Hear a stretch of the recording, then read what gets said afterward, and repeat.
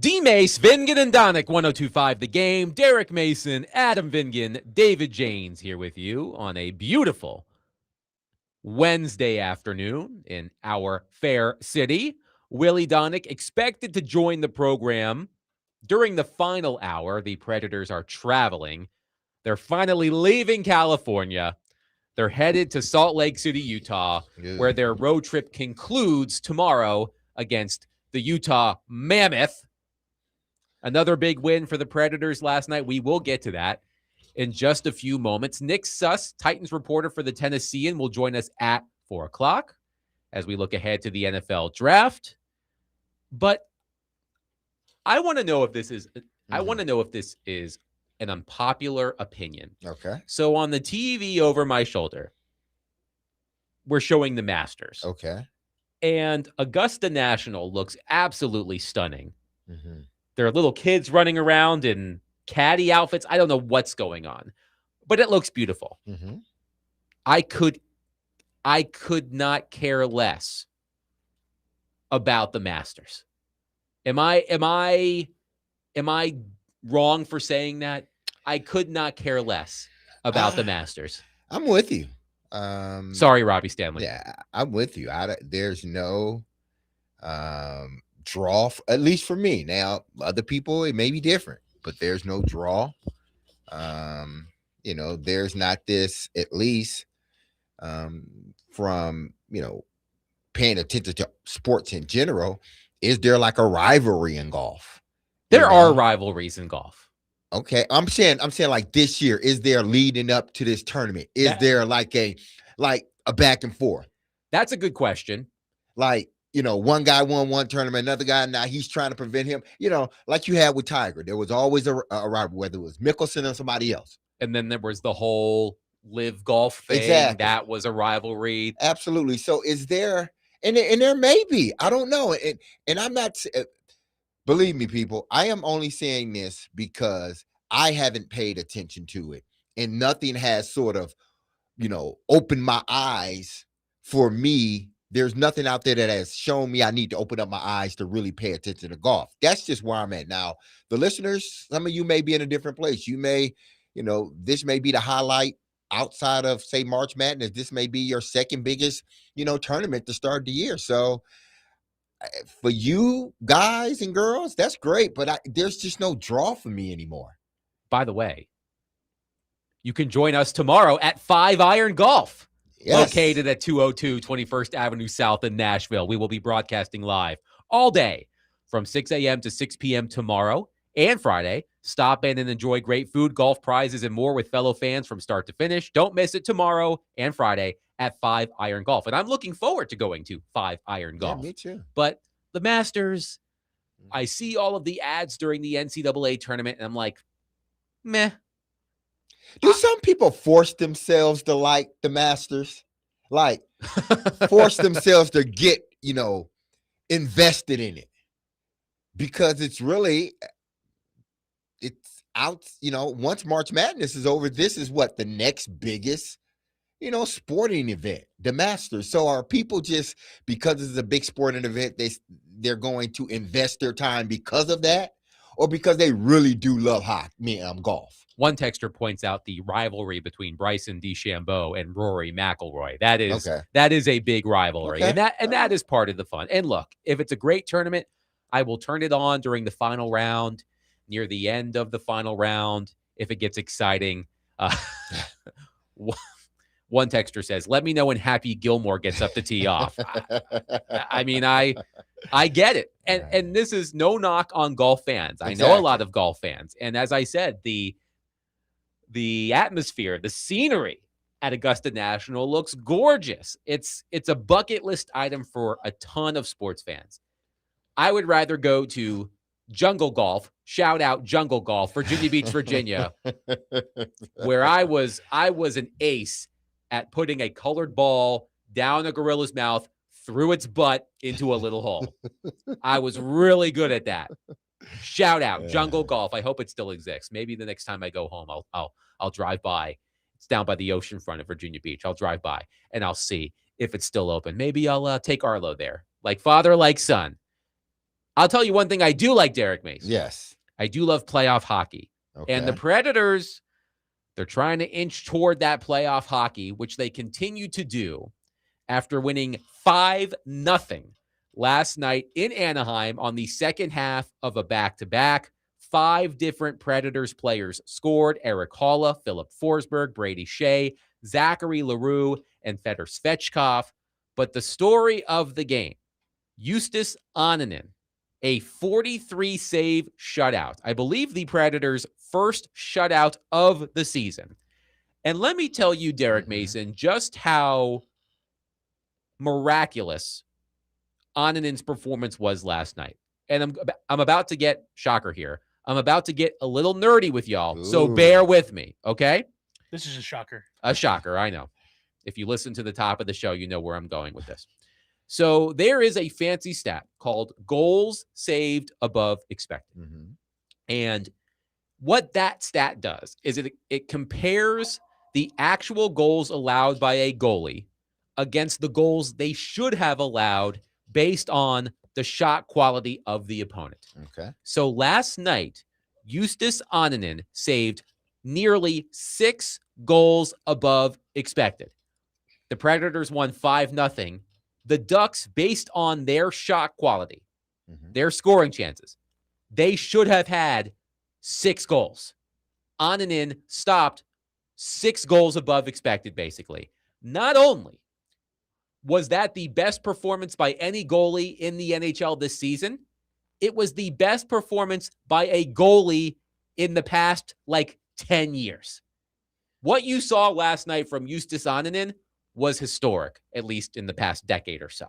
So good on him. He played out of his freaking mind. So what does that tell you, considering how he has played throughout the season? Do you feel he's getting better? I do think he's getting better. I do think the fact that the Predators are in the playoff race to begin with, I would not say it's 100% the goalies, but I would say it's 85% the goalies. Okay. If not for Annunen and UC Saros, who's been playing well too, if not for the two of them, the Predators would be nowhere near this playoff race.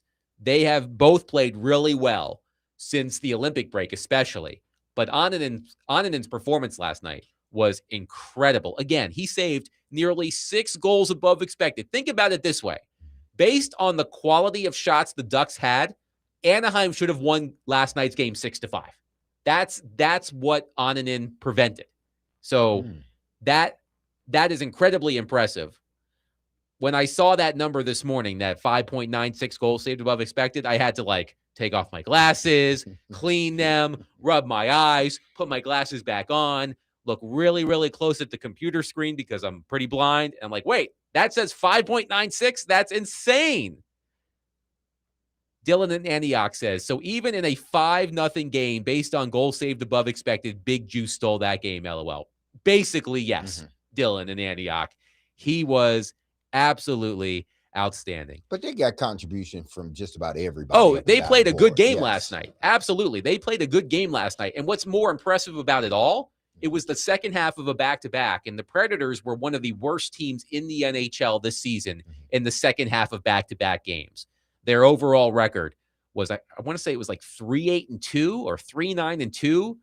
They up until last night, they had not played well on 0 days rest. So the fact that they did that, the team, Annunen, they won decisively with 0 days rest is incredibly impressive. And now the Predators are back in a playoff spot in the Western Conference. They have 84 points. LA at 83 with a game in hand. San Jose at 81 with 2 games in hand. So it's not over yet. And this is what's pretty amazing about this playoff race, Derek. So when the Predators went on that 3-game losing streak, I believe they had 8 games left in the season.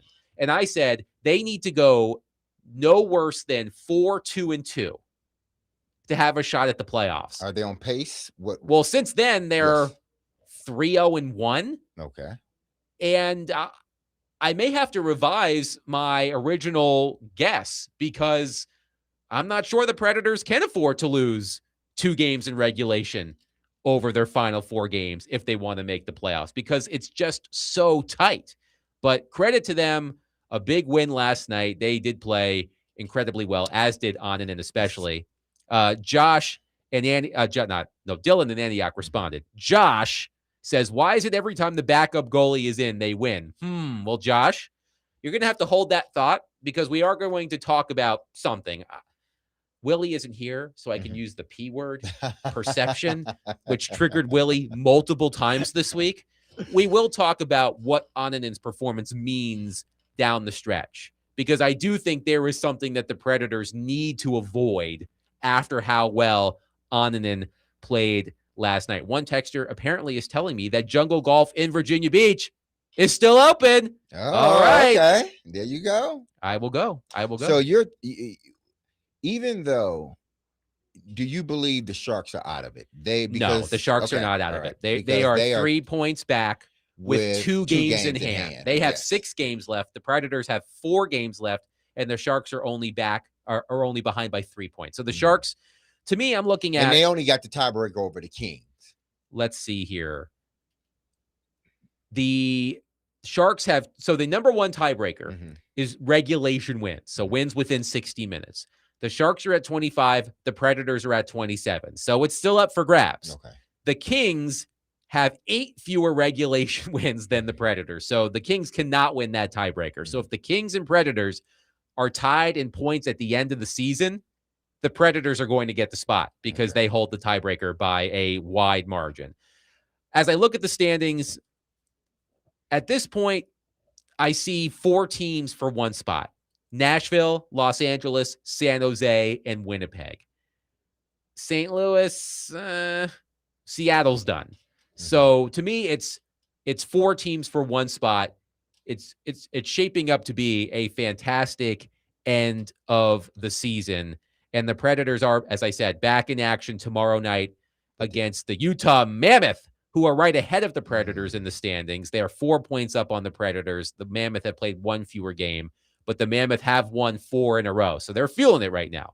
That game, by the way, is an 8 p.m. Central start, 7 p.m. Central pregame right here on 102.5 The Game. Fat Hog from Murfreesboro says, oh my God, y'all have never been to the Masters? I'm sorry, I've never been invited. I've never been I was blessed to go in 2012 and 2013. That was the greatest event I've ever been to, was walking around with a lot of professional golfers. Look, I know people who have attended the Masters. They've had a fantastic time. As I watch it on TV, as I've said, I'm like, that looks gorgeous. But golf just doesn't grab me the way that other sports do. It just doesn't. Yeah, I've lost my, honestly, since, sort of the demise of Tiger. It's just, it's gotten, for me, less and less a part of, my sporting world. Not to say that I hate golf, because I don't. Well, let me ask you this question. If another black golfer becomes the next Tiger Woods, would that lead to more interest from you? I think if any golfer became the next Tiger Woods, it would draw eyes of everybody. But part of the allure of Tiger Woods, because initially, he was a black golfer in a sport that had been dominated by white golfers. So I can understand. Yeah, that would be a part of the allure. But if anybody, black, white, it didn't matter. If they were pushing Tiger Woods numbers, I think it draws everybody into it. One texter says, is anyone else excited to hate watch the Sharks tonight? Well, the San Jose Sharks play. Who did the Sharks play tonight? The Sharks play the Edmonton Oilers at 9 p.m. Central. That is a big game for the Predators from a scoreboard watching standpoint, as the Sharks do have. So you really you think the Winnipeg Jets still have a chance? Yes, everybody would have to basically blow it in front of them. But here's the thing. And again, I don't want this to be misconstrued. I'm going to be very careful with how I say this. The teams that are vying for the final playoff spot in the Western Conference are all decidedly average, including the Predators. The Predators have been playing well, but overall, they are an average team. So are the Kings, Sharks, and Jets. So for as well as the Predators are playing right now, it would not shock me if they stumble down the stretch. Okay, here's But a I would say question. the same thing about the other teams as well. Okay, but here's the question. Another one. If the roles were reversed, if the Predators were where the Jets are, and they had one game in hand with 80 points, what would be your thoughts on the Predators? I would say it's an uphill climb, but it's not entirely over yet. Okay. Again, the 4 teams I've mentioned, Nashville. Because you just think they're all they're all sort average. of lumping them they're all together. They're all average. All right. And I know some Predators fans are going to be like, "What are you talking about, Adam? The Predators aren't average." I mean, they've been playing better, as I've mentioned many, many times. You saying they are a better average team?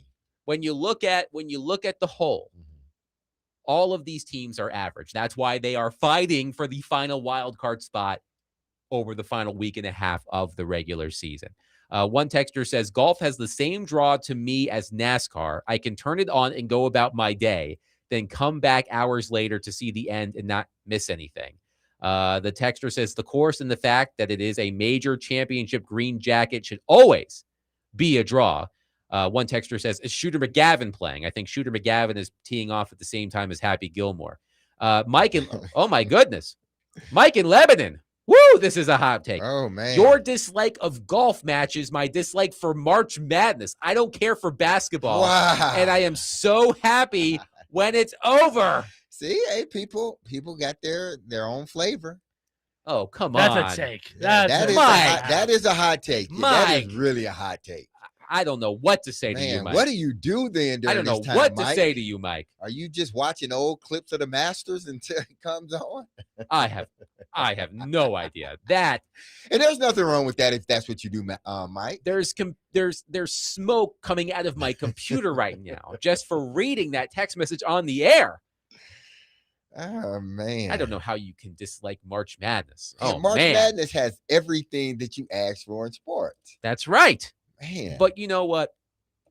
To quote Caroline Fenton, I'm not here to yuck somebody else's yum. Absolutely. Which I don't know why I said that. I hate that phrase. And I would tell her that all the time. I'm like, please stop saying that. It makes me nervous. 615-737-1025. Love you, Caroline. I believe she's getting married. Yes, pretty She soon is. here, yes. Yeah, congratulations. That's awesome. 615-737-1025. We will take your thoughts on the Predators. A big win last night, 5-0 against the Anaheim Ducks. Justus Annunen with the best single game performance by a goaltender since at least the 2016-17 season. No, I am not making that up. He was outstanding last night.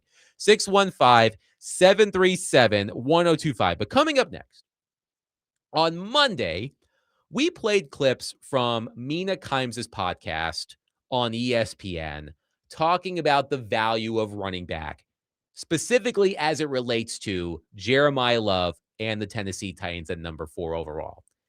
And those comments from Mina Kimes have spread across the internet. And she had a comment to someone locally yesterday that I think, well, I know because I've already shown it to Derek.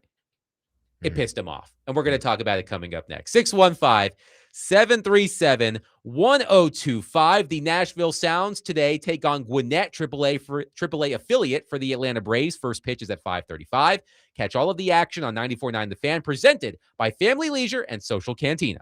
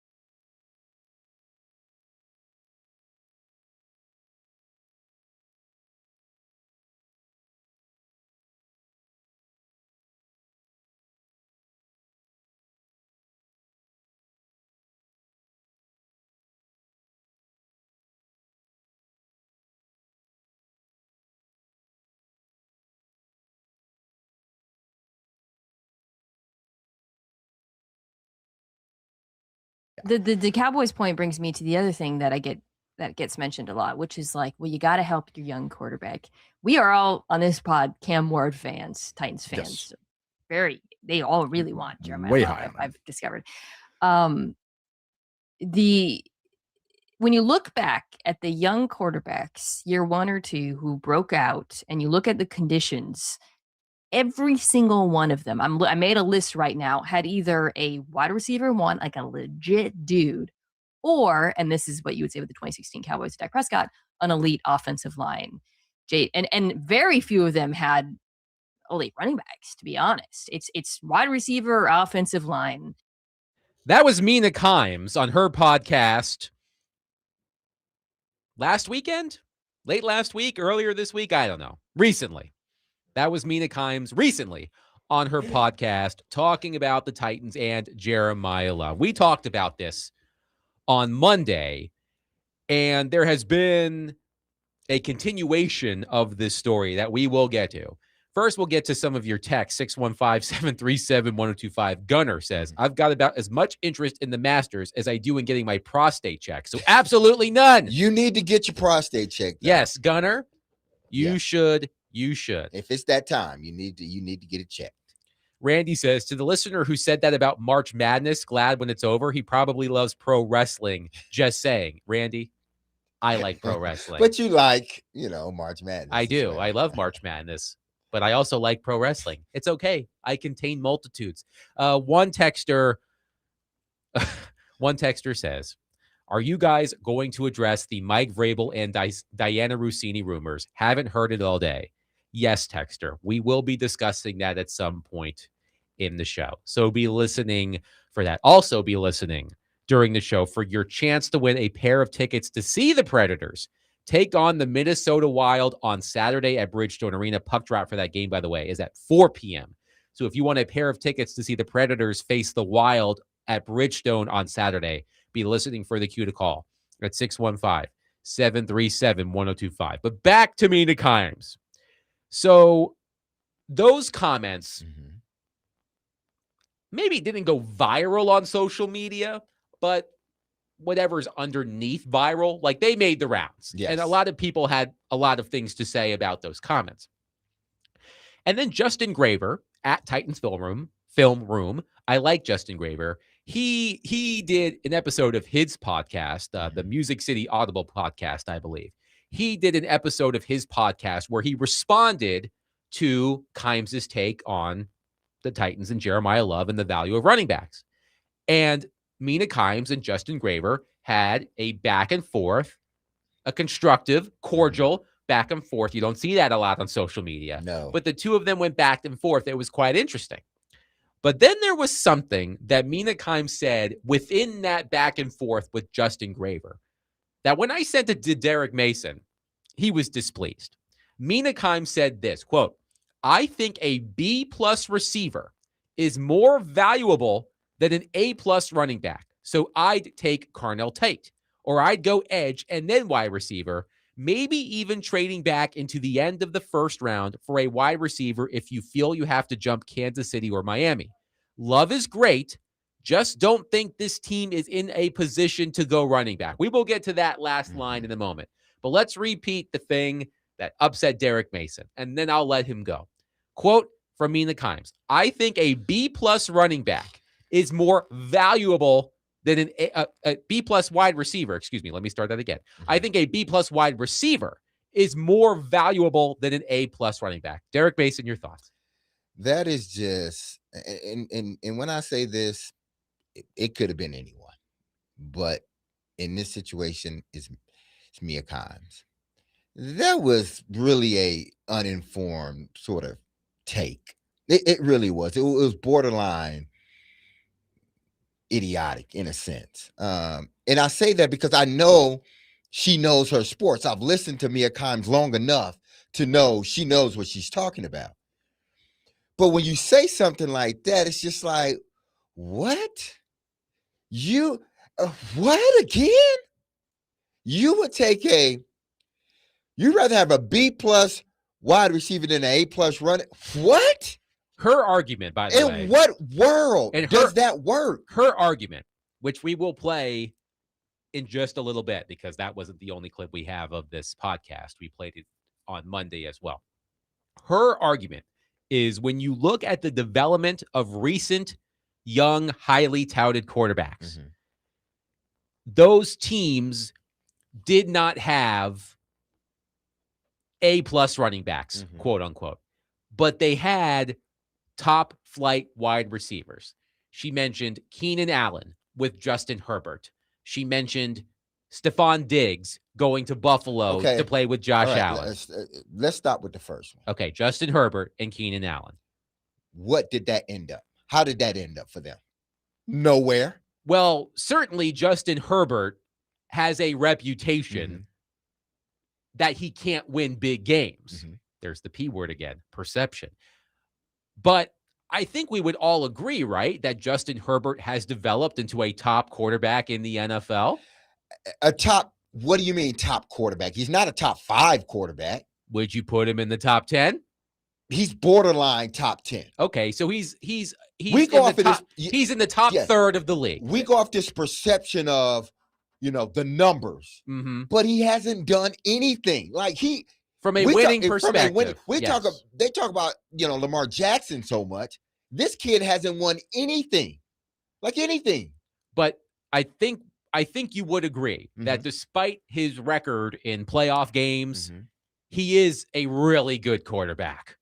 And No. Listen, I believe that he is their franchise quarterback. He is. He's a franchise quarterback. And what a franchise quarterback is, he's not going to win. He may not win you a championship, but he's going to be the quarterback for your organization for 10 years because you're scared to move off from him. But having him is like, man, we got to continue to add around him and everything has to be perfect. Sort of a la Dan Marino. Everything has to be perfect. And when you get there one chance, if you don't win it, you may not ever get back.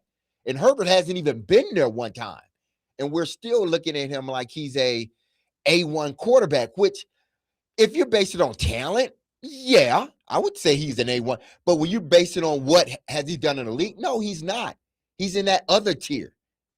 So again, I get the standpoint of having, a young quarterback with a receiver. I get that. Depending on, how your team is put together, because Lamar Jackson didn't have an A1 wide receiver. That offense was built on running the football. So they had to get them running back. So it all depends on how you set up your team and what you're looking to do with your offense. You can dispute Justin Herbert. Look, it's hard to defend. It's hard to defend Herbert when he hasn't won a playoff game in 6 seasons in the NFL. But he's a damn good quarterback. Yes, and I'm not going to take that away. And Keenan Allen, I think, helped him become a damn good quarterback. Yes. That's the point that Kimes was making. She mentioned Stephon Diggs going to Buffalo with Josh Allen. I believe she mentioned Nico Collins with C.J. Stroud. Her overall point is when you look at the development of these quarterbacks, oftentimes it's because those quarterbacks have that true number 1 wide receiver. It's not necessarily about the running back. That's her overall point, where I think she says, I'd rather have a B-plus receiver than an A-plus running back, because I guess she sees that those receivers have more of an impact on the quarterback's development than a top running back. So she sees, and if I hope I'm not putting words in her mouth. Maybe she does. That at that point, when Justin Herbert came in, Allen was a B-plus receiver. When Stephon Diggs because we got to remember, Stephon Diggs started to break out in Minnesota.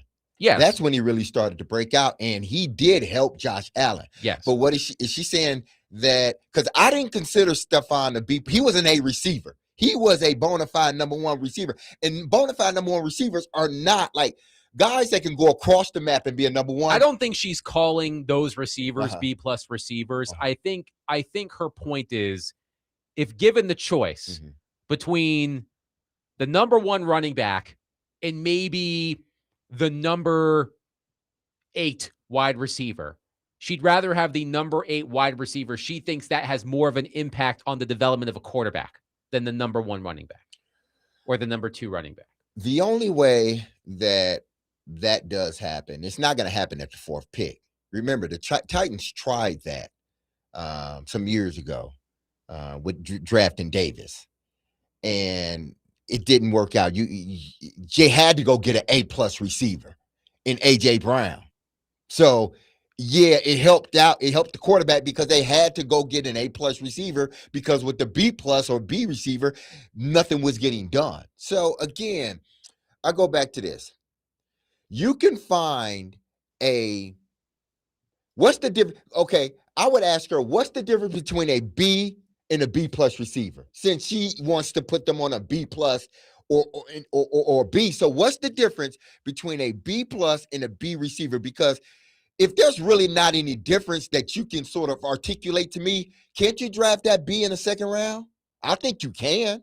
Aren't we always talking we can get a player in the 2nd round? And we have thrown out the plethora of names that they got drafted. And when we talk about receivers, they got drafted in the 2nd, 3rd round that became A1 receivers. You can do that same way. You can do that as well for the running backs. I get it.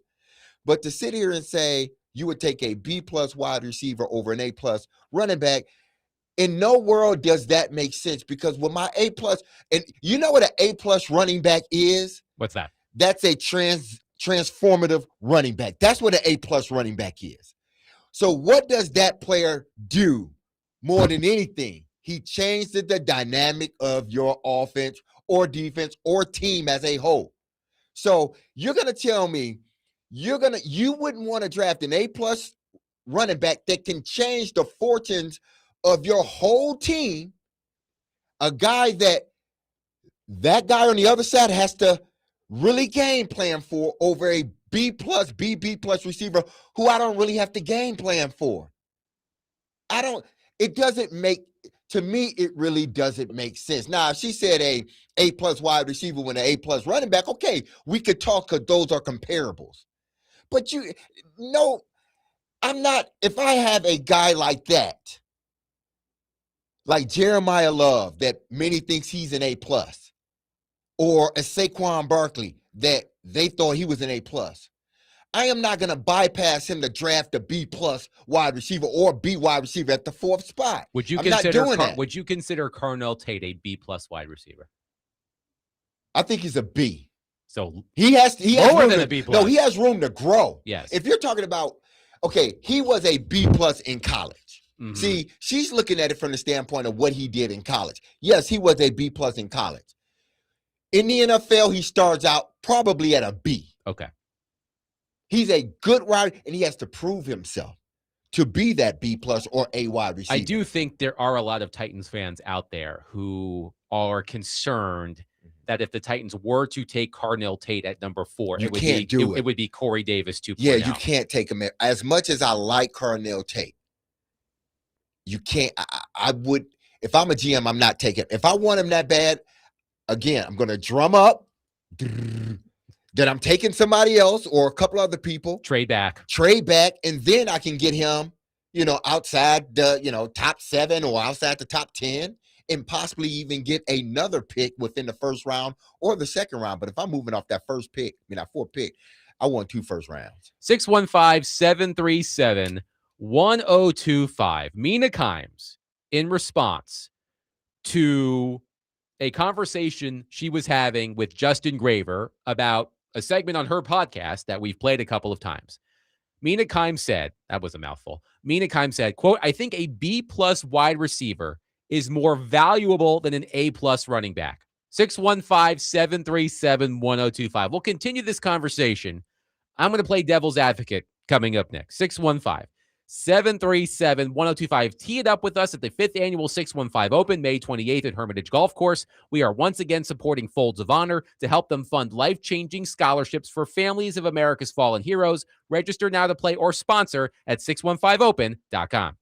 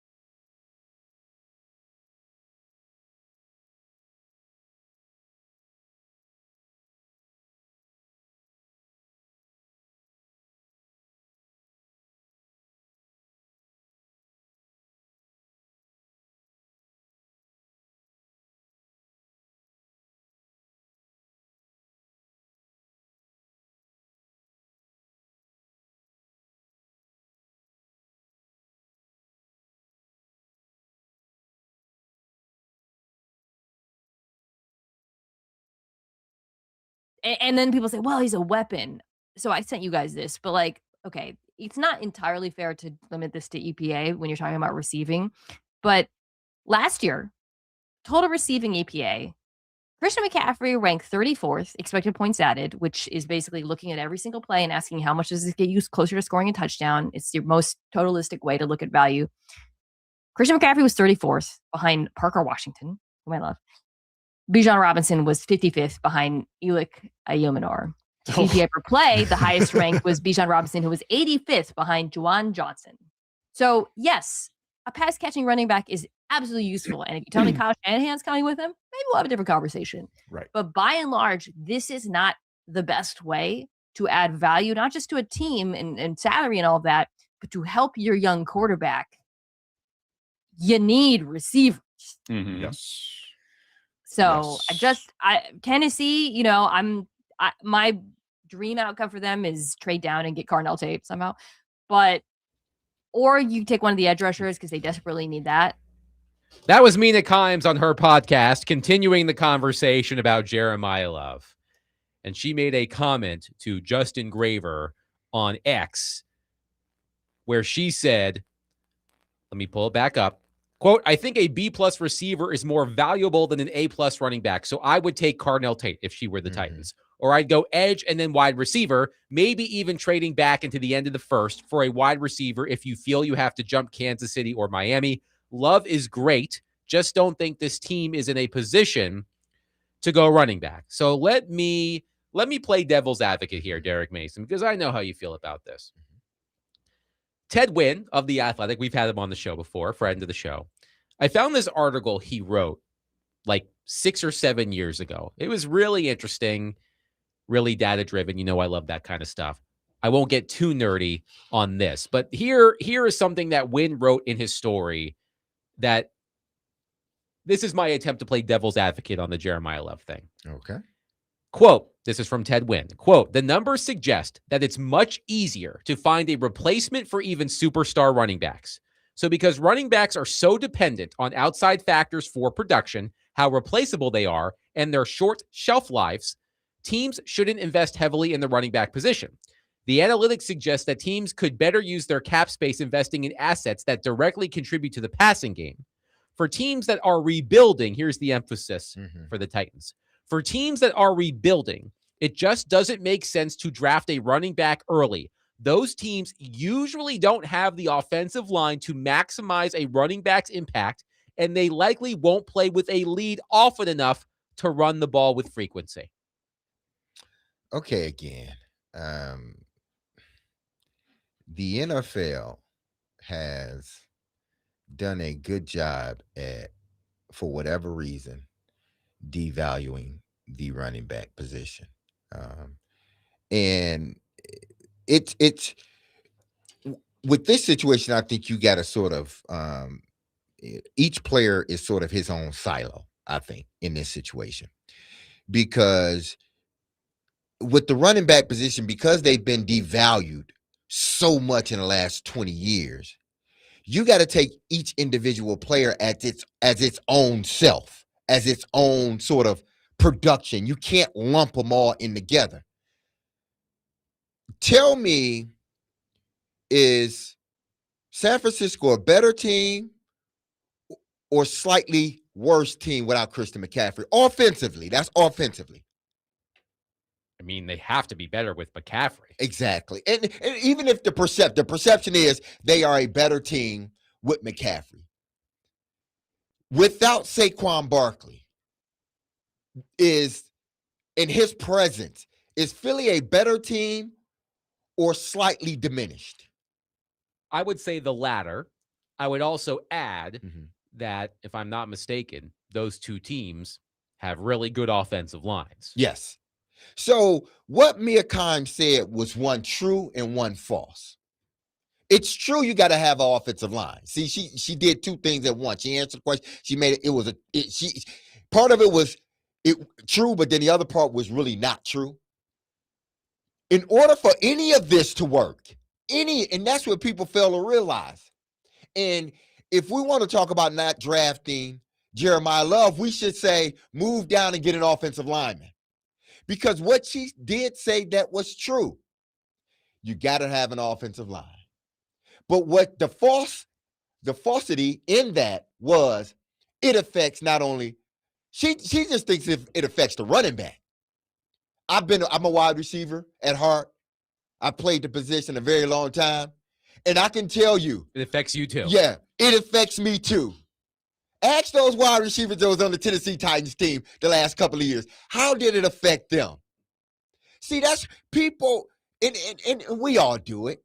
We all do it. But I like to, that's why it's like, okay, I want to understand both sides. Why did you say that? Because, okay, if you want to base it on analytics and how the NFL is going, you're absolutely right. But if I take off my analytic hat and I'm just watching that game, I can quickly tell that either your running back is making an impact like I'm saying, and you should have him, or he's not, like Mia Kimes and some other people say. We can tell that very quickly. And if you got one of those guys that changes the scope of how defenses play, you know how much more you can do as an offense. And I'm not just talking about this is not any old running back based upon the scout. This isn't just your run-of-the-mill guy you draft in the second or third round and cross your fingers and hope he's that guy. People are saying he's that guy right now. So you're telling me I can't add this guy to my team where we're at, the Tennessee Titans, because what she failed to realize or address again is they addressed some of those issues they had through free agency. Did they address them all? No, but they addressed some of them. There's not a complete dire need at really any position outside the offensive line. You can say, yeah, they need a rush in, but is it a dire need? I can say they need a running back, but is it a dire need? I can go with wide receiver. They may be comfortable with the guys that they have. Is it a dire need? If you're going to get an A1 wide receiver, yes, a dire need, but it ain't a dire need for me to get a B-plus receiver. Let's get to some of your texts. 615-737-1025. One texter says, she's right on this one. This isn't the year for Love. The line isn't good enough. His talent is not likely good enough to make up for the lack of O-line play and execution. One texter, Tim, says, maybe you're reading the quote in the wrong perspective. Maybe she meant a B-plus veteran receiver to pair with and develop those quarterbacks in her example, which I do believe is her point. There's no way she would really think pairing a B-plus rookie receiver would develop a young quarterback. Those examples she gave involved veteran wide receivers with rookie quarterbacks. But she said draft Carnell Tate. There's no B-plus receiver with the Titans. But she said draft, I would move down and draft Carnell Tate. I'm basing it off that premise. Right. And Tim, your point is well taken. I do believe she meant veteran receiver. She got to say that. When she said something like that. But the Titans also don't have. They have a B-plus wide receiver, veteran wide receiver. You think Calvin Ridley is a B-plus? Yes, absolutely. When he's healthy. Yeah, you're right. When he's healthy, that's a big if. So here's the other thing, to continue playing devil's advocate. Mm-hmm. The past two Super Bowl champions, right? The Seahawks and the Eagles, if I have my years correct. Saquon Barkley played a huge role in the Eagles winning the Super Bowl, had an historic season running the football. This past season, we saw a running back, Kenneth Walker, win the Super Bowl MVP for the first time, in 30 years since Terrell Davis with the Broncos, right? It's been a really long time since a running back, had won Super Bowl MVP. So we have recent examples of running backs playing impact on winning teams.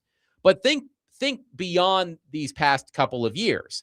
Think about other recent Super Bowl champions. They did not have the primary running backs for those teams were not outstanding. The Chiefs had Isaiah Pacheco. But they had Patrick Mahomes. Yes. The Rams had Sony Michel. But they had who? Matthew Stafford. Thank you.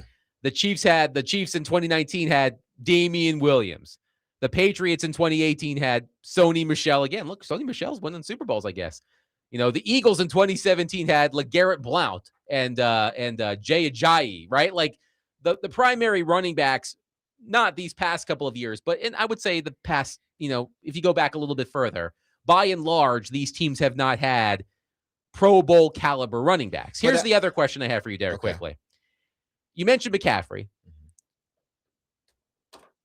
Is Jeremiah Love, if Jeremiah Love, the type of running back who can be McCaffrey-esque or prime Alvin Kamara-esque in the Titans offense? Is he capable of being a player who you build your offense around? Because I would assume, you tell me if I'm wrong, I would assume that if the Titans draft Jeremiah Love, especially with the pass catchers at their disposal, I have to imagine that Jeremiah Love becomes the focal point of the offense.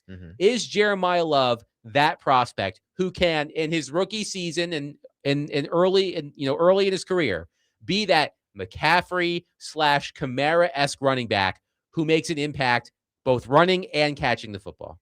How confident are you in that? I'm more confident that he can be that guy than he will not be that guy. Let's say that.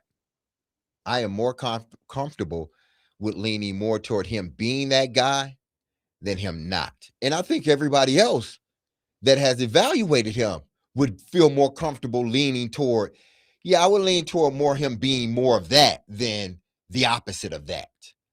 So yes, I think he can come in and help sort of that learning curve of your quarterback. Because again, when you have this type of running back, there are things you can do with in your offense that other teams can't do. You can have a 3-down back. You can have a back, which he loves running in between the tackles as well as outside of the tackles. He doesn't require, at least in college he did, and we're just trying to sort of hopefully it translates to the pros. He showed you in college that he didn't need a lot of carries to get the job done. I understand a lot of this hinges on, what the Titans do from will the offensive line improve? But again, I go back to this. The offensive line affects everybody except the defense in a sense. But it affects the quarterbacks, it affects wide receivers. I don't know why people think, oh, if you got a bad offensive line, you can't run the football, but you could damn sure throw it. If you're talking about a bad offensive line in the sense that I'm talking about, meaning they are bad both run pass blocking and run blocking, then Mia Kimes and everybody else, we've seen that picture. We've seen that of having a good wide receiver but no offensive line. But we've seen them have a really good offensive line with a really good running back too. We've seen it when all of it's been put together. So knowing what I've seen, it doesn't matter, because that should be the argument. You would have me more with that than with the receivers. If you said the offensive line, we need to go after offensive linemen. You got me over that, because you're absolutely right. Why? Because the offensive line affects both the running game and the passing game. But if you're just telling me a B+ wide receiver versus a A+ running back and how much one will change the offense compared to the other, I'm taking an A+ running back, because this too, Carnell Tate, as much as I like him, I can't put him in the backfield. Jeremiah Love, as much as I love him, I could put him at the slot receiver. See? Dual purpose. 615-737-1025. Very convincing, Derek Mason. 615-737-1025. Coming up next, Nick Suss of the Tennessean, Titans reporter for the Tennessean. He'll join us coming up next. We'll ask him about this and more about the Titans as the first round of the draft nears in just a couple of weeks. 615-737-1025. Derek Mason, Adam Vingan, 1025 The Game.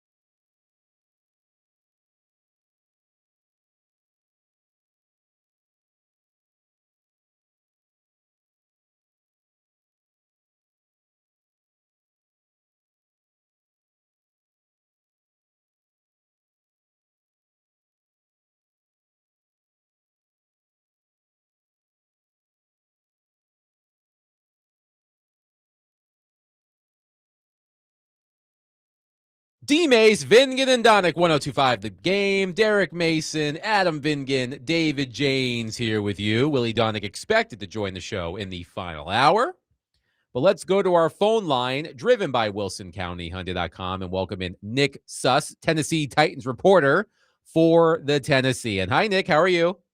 I'm good. I am currently taking a refereeing test in case I need to be one of their replacement officials. So it's a good regular Wednesday. How are you guys? We're good. How's that? How's it going? Is it? How would you? I'm only five questions in right now, and my head is spinning. How many questions are there? Hard game. Oh, let me scroll to the bottom. How long is it? Oh, wow. 15 questions. Whew. Are they yes, no? No, it's like 20 blocks of like player 88 hands the ball to player 44 while he's trying to move forward. Is he propelling forward? It's very complicated. When I'm done, I'll text you guys and you can update. I'll let you know how I do. The train leaves Nashville at 4:00 going 75 miles an hour. Like those sorts of questions. Yeah. Word problems, but football. Well, good luck with that. So we're glad you're taking a break to join us. So we were just talking about Jeremiah Love. I know you've heard from a lot of Titans fans about Jeremiah Love. I'm sure you asked the Titans about Jeremiah Love and their interest in Jeremiah Love quite a bit. Earlier this week, we were wondering if we were potentially exaggerating the impact that Jeremiah Love could have on the Titans. I know that you are a football nerd. I say that respectfully and lovingly. Sure. I know that part of you probably wonders, like, should the Titans take a non-premium position at number 4 overall? Like, where do you stand on Jeremiah Love and the Titans? One, on their interest in him, and two, how you feel about the impact he could have on the team. I think I'll answer in the inverse order here, because the second one, how I feel about it, it's tough to get out of my head that I don't personally think he is in the same tier that Saquon Barkley and Bijan Robinson were coming out of college. I frankly am not sure I have him in the same tier that I had Todd Gurley and Ezekiel Elliott as pure running backs. Now he's more valuable in the pass game than those guys were. But if we are looking at just pure talent of a running back who's going to go in the top 10, I said this a lot last year when we were talking about is Abdul Carter worthy of the number 1 pick. You have to judge these players against the players at that same position that are usually talked about in those discussions. And I think Jeremiah Love is closer to Saquon or Bijan or any of these guys than maybe Abdul Carter was, or certainly David Bailey and Arvell Reese are. But it's hard to not view it as you're picking a running back higher than anyone else has in 7-8 years since Saquon went there, and higher than just about anybody else has this entire century. And you're doing it for a guy who I don't necessarily know if he would always unquestioned be the number 1 running back in a class. And that scares me a little bit. From the value perspective, from the actual Titans perspective, there's a lot more to talk about, but ask your question. I was going to ask you, what about Love's game has you skeptical about him being worth that draft slot? Frankly, it's the lack of usage. And I know that sharing carries is a good thing. And I think more NFL teams should share carries more often. But that points toward putting less of a premium on the individual than more of a premium on the individual. He simply didn't have that 2,700 yards from scrimmage, all-purpose kind of season that we saw from Christian McCaffrey, or that we even saw from Ashton Genty last year, where I have not seen repeated dominance to the same degree that I did from a lot of the other running backs who have translated super well into the NFL. And let me put this with a grain of salt of, I'm not a scout. It's not my job to tell you how good these players are. I could be totally missing the magic of Jeremiah Love, and maybe the plan is use him as a 60% usage share player and have Tajay Spears being more involved than I'm imagining. But if I'm comparing him to, again, that top tier of running backs who've gone in the top 10 in the last decade, that'd be Gurley, Elliott, Fournette, McCaffrey, Robinson, Barkley, Genty. I might be missing one, but I'm pretty sure that's everybody. I just have not seen as much volume control from him as I have from some of those other people to justify making him your A1 full-time back and using him as frequently as you'd need to get value out of the pick at 4. And Nick, I think the reason why a lot of Titans fans are lusting after Jeremiah Love is because the Titans spent most of their free agency capital on shoring up the defense. And Sure. you know as well as I do, and Derek does, that a stout defense does help a young quarterback. But when you look at the other side of the ball, you've got Calvin Ridley coming off of a major injury. You've got Wan'Dale Robinson, who broke out, but look, he's got the reputation of being a slot receiver, and they paid handsomely for a slot receiver. Chim Dike had a fabulous season last season relative to expectation, but he's still a second-year player who was a fourth-round pick. So my question is, if the Titans decide not to draft Jeremiah Love, if they take one of the edge rushers, do you feel confident that the Titans have done enough offensively to help Cam Ward develop? No, and that's the problem. Like, I don't feel confident that they have done enough, but I will say that it might not matter if Cam is the guy you think he is. Like, there is a world where you can just point at it and say, the dude was making spectacular progress the last 7 weeks of last season with the talent that he had, and now he's going to be having that talent plus a healthy Calvin Ridley plus Wan'Dale Robinson.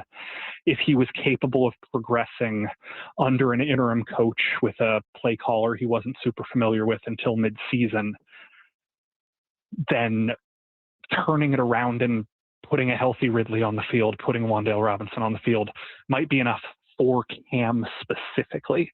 But if you take it out of the vacuum and look at just general trends of number one pick quarterbacks and of just first round quarterbacks in general, yeah, you'd like more. You'd like him to be able to develop alongside a number one receiver. But I do think that you kind of have to look at Cam specifically here and say, man, he did a lot in college without a true NFL caliber number one receiver. He did a lot down the stretch without a true NFL caliber number one receiver. Maybe the grade is a little bit different if he is still the player that you thought he was when you invested in him this time last year. We're talking with Nick Suss of the Tennessean. Now, Nick, if all of this was because, yes, the Titans have quite a few holes, or they need some upgrades, not necessarily holes, because I think, they did address some things through free agency, both offensively and defensively, but we know ultimately they're going to need more. But the way we're talking about, whether it be Carnell Tate, Jeremiah Love, Bailey Bain, and those guys, the real question is, should the Titans move out of that fourth pick and possibly move down even further and accumulate more assets to draft offensive linemen? Because we're saying none of this can work without offensive linemen, but there's still a void for the Titans at guard and truly at center. That's true. That's a good way to think about it. I think that there will be value theoretically to pick a guard and a center in the second round and the third round, but that also does push your needs or your ability to improve further down if you're trying to draft two starters at those two positions. So there are some value picks. I don't want to get too into the weeds if your listeners don't know every name of every third round offensive lineman prospect and all this stuff, but I do think there is some talent to be found there. The real question ends up being, can you justify using two of your first three picks or even three of your first three picks on non-premium positions? I've been saying this a lot. There is a world where next year the Titans need a number one receiver, need a number one edge rusher, and have a decision to make on Dan Moore's contract and might need a left tackle. Those are three of the four most important positions in the modern NFL. And if you have to address all of those, and those are all positions you should theoretically address with first round picks, really the only two ways to do that are stink for a long time and miss out on Cam Ward's window, or trade pieces like Jeffrey Simmons, et cetera, to accumulate more early draft picks. The Titans don't want to do that, which means they kind of have a premium on using those early draft picks now to address holes that might crop up in 2027 or 2028. All of that adds up to a really, really tricky situation But I do think that if the question is simply, will you be able to find a starter on the offensive line in the mid rounds? Yes, I do think that's plausible. Now, we've talked a lot about the guys that they can potentially draft with that fourth pick. Do you have in mind, do you have in mind anyone outside of that box? Or are you surprised they're not talking about somebody else outside of Bailey Baines, Sonny Styles, and Jeremiah Love? I wouldn't say I'm surprised, but personally, I think the world of Mansour Delane. I think he is an absolute superstar of a cornerback, and I think that position deserves to be lumped in with receiver, left tackle, and edge rusher as one of the four most important non-quarterback positions on the field. I know they went out and spent a ton of money at cornerback this year, but those are all 3-year deals that you kind of have some flexibility on. If you have a guy that you think is that much better than everybody else in the class, I do think you should consider him, especially over somebody like Sonny Styles, who, let's face it, plays a position that if I was building a team, it would be the 22nd spot I filled out of 22. He's really good. It's just not a position I personally value all that much. So, yeah, I really like the way Mansour Delane plays. I like that LSU pedigree at corner. I like his physicality. I like his length. I like his athleticism. He checks every box for me. I still don't know if you can justify it at 4 with the moves you've already made, but that would be the one other guy I'd throw on the pile. Do you think, because again, they're going to have to eventually address the offensive line, whether they do it in the second round, third round. Yeah. The Kevin Zeitler situation, do you think that's more Kevin Zeitler sort of trying to fill it out? Or do you think this is the Titans sort of waiting to after the draft? And if they don't get the guy they want, they're going to make a push at bringing Zeitler back? I remember from talking to Zeitler and hearing Zeitler talk toward the end of the season, he seemed pretty open to and comfortable with the idea of staying in Nashville. Now, there's a difference between staying in Nashville and playing in Nashville, so we'll see if that can be worked out. But I would be surprised if there's much about being here. I do think that you're usually pretty capable of finding guards in the 3rd, 4th, 5th rounds who can at the very least be a camp body and at most be somebody who can compete for a job come September. So I do think that you have the luxury of waiting to see how the draft shapes out, but I don't want to make any guarantees. I'm not somebody who speaks in absolutes, but I would kind of be more surprised if Zeitler plays anywhere else than if he plays in Nashville. Nick, before we let you go, you had a headline at the Tennessean recently. NFL draft expert believes Titans are totally out on Ruben Bain, referring to Daniel Jeremiah. Then you posed the question, should they be? So let me ask you that headline back. Should they be out on Ruben Bain? No, they shouldn't. If you guys didn't see this, one of my zanier ideas of the offseason, I talked at length to a paleontologist who's an expert in the arm length. I did see this. I enjoyed this very much. Thank you. I kind of agree with the scientists here. You shouldn't judge any animal based off of one feature because you got to judge an animal based off of what it actually does. What Ruben Bain actually does is produce. He's disruptive. He gets to the quarterback. He makes plays in the run game. He's incredibly productive. Now, the problem's always going to be they need speed, and he's not a speed rusher. We can leave the positional value out of this. We can just talk about traits. If they're looking for a trait to be speed off the edge, Bailey is a better fit, and Reese is a better fit, even if I'm not super, super excited about teaching a guy how to play edge for the second off season in a row. All that said, I'm not a GM. I don't get to pick players. I like Bain, but I'm a college football fan first and a traits fan second. So I've watched a lot of college football over the last 3 years, and he's been real disruptive over the last 3 years. I tend to remember that more than I remember somebody like Arvell Reese, who really only got prominent this college football season because draft people told us to pay attention to him. Nick Suss of the Tennessean has been our guest on D. Mace, Vingan, and Onik. Nick, thank you so much for your time. Good luck with the rest of your replacement ref questionnaire. Let us know how it goes. Yeah, appreciate y'all. I'll send you a text when I'm done. Yes, please do. We want to know how you did. Okay. 615-737-1025. We appreciate Nick coming on the show, taking time out of his ref quiz. That's interesting. I'm not sure how I would do on that quiz. Probably really, really badly. But coming up next, let's talk about Ruben Bain, because there was an NFL draft expert, Daniel Jeremiah, who did say something about the Titans and Ruben Bain. We will discuss that coming up next. 615-737-1025. You know what? I feel like it's time to give away some tickets. So, if you would like to be an attendee, I don't know where I'm going with this. If you would like to be an attendee at the Predators game on Saturday when the Predators take on the Minnesota Wild at Bridgestone Arena, be caller number 3 at 615-737-1025. Caller number 3 will win a pair of tickets to see the Predators take on the Minnesota Wild this Saturday at Bridgestone Arena. That is a 4 p.m. puck drop. 615-737-1025. Good luck. Derek Mason, Adam Vingan, 1025 The Game.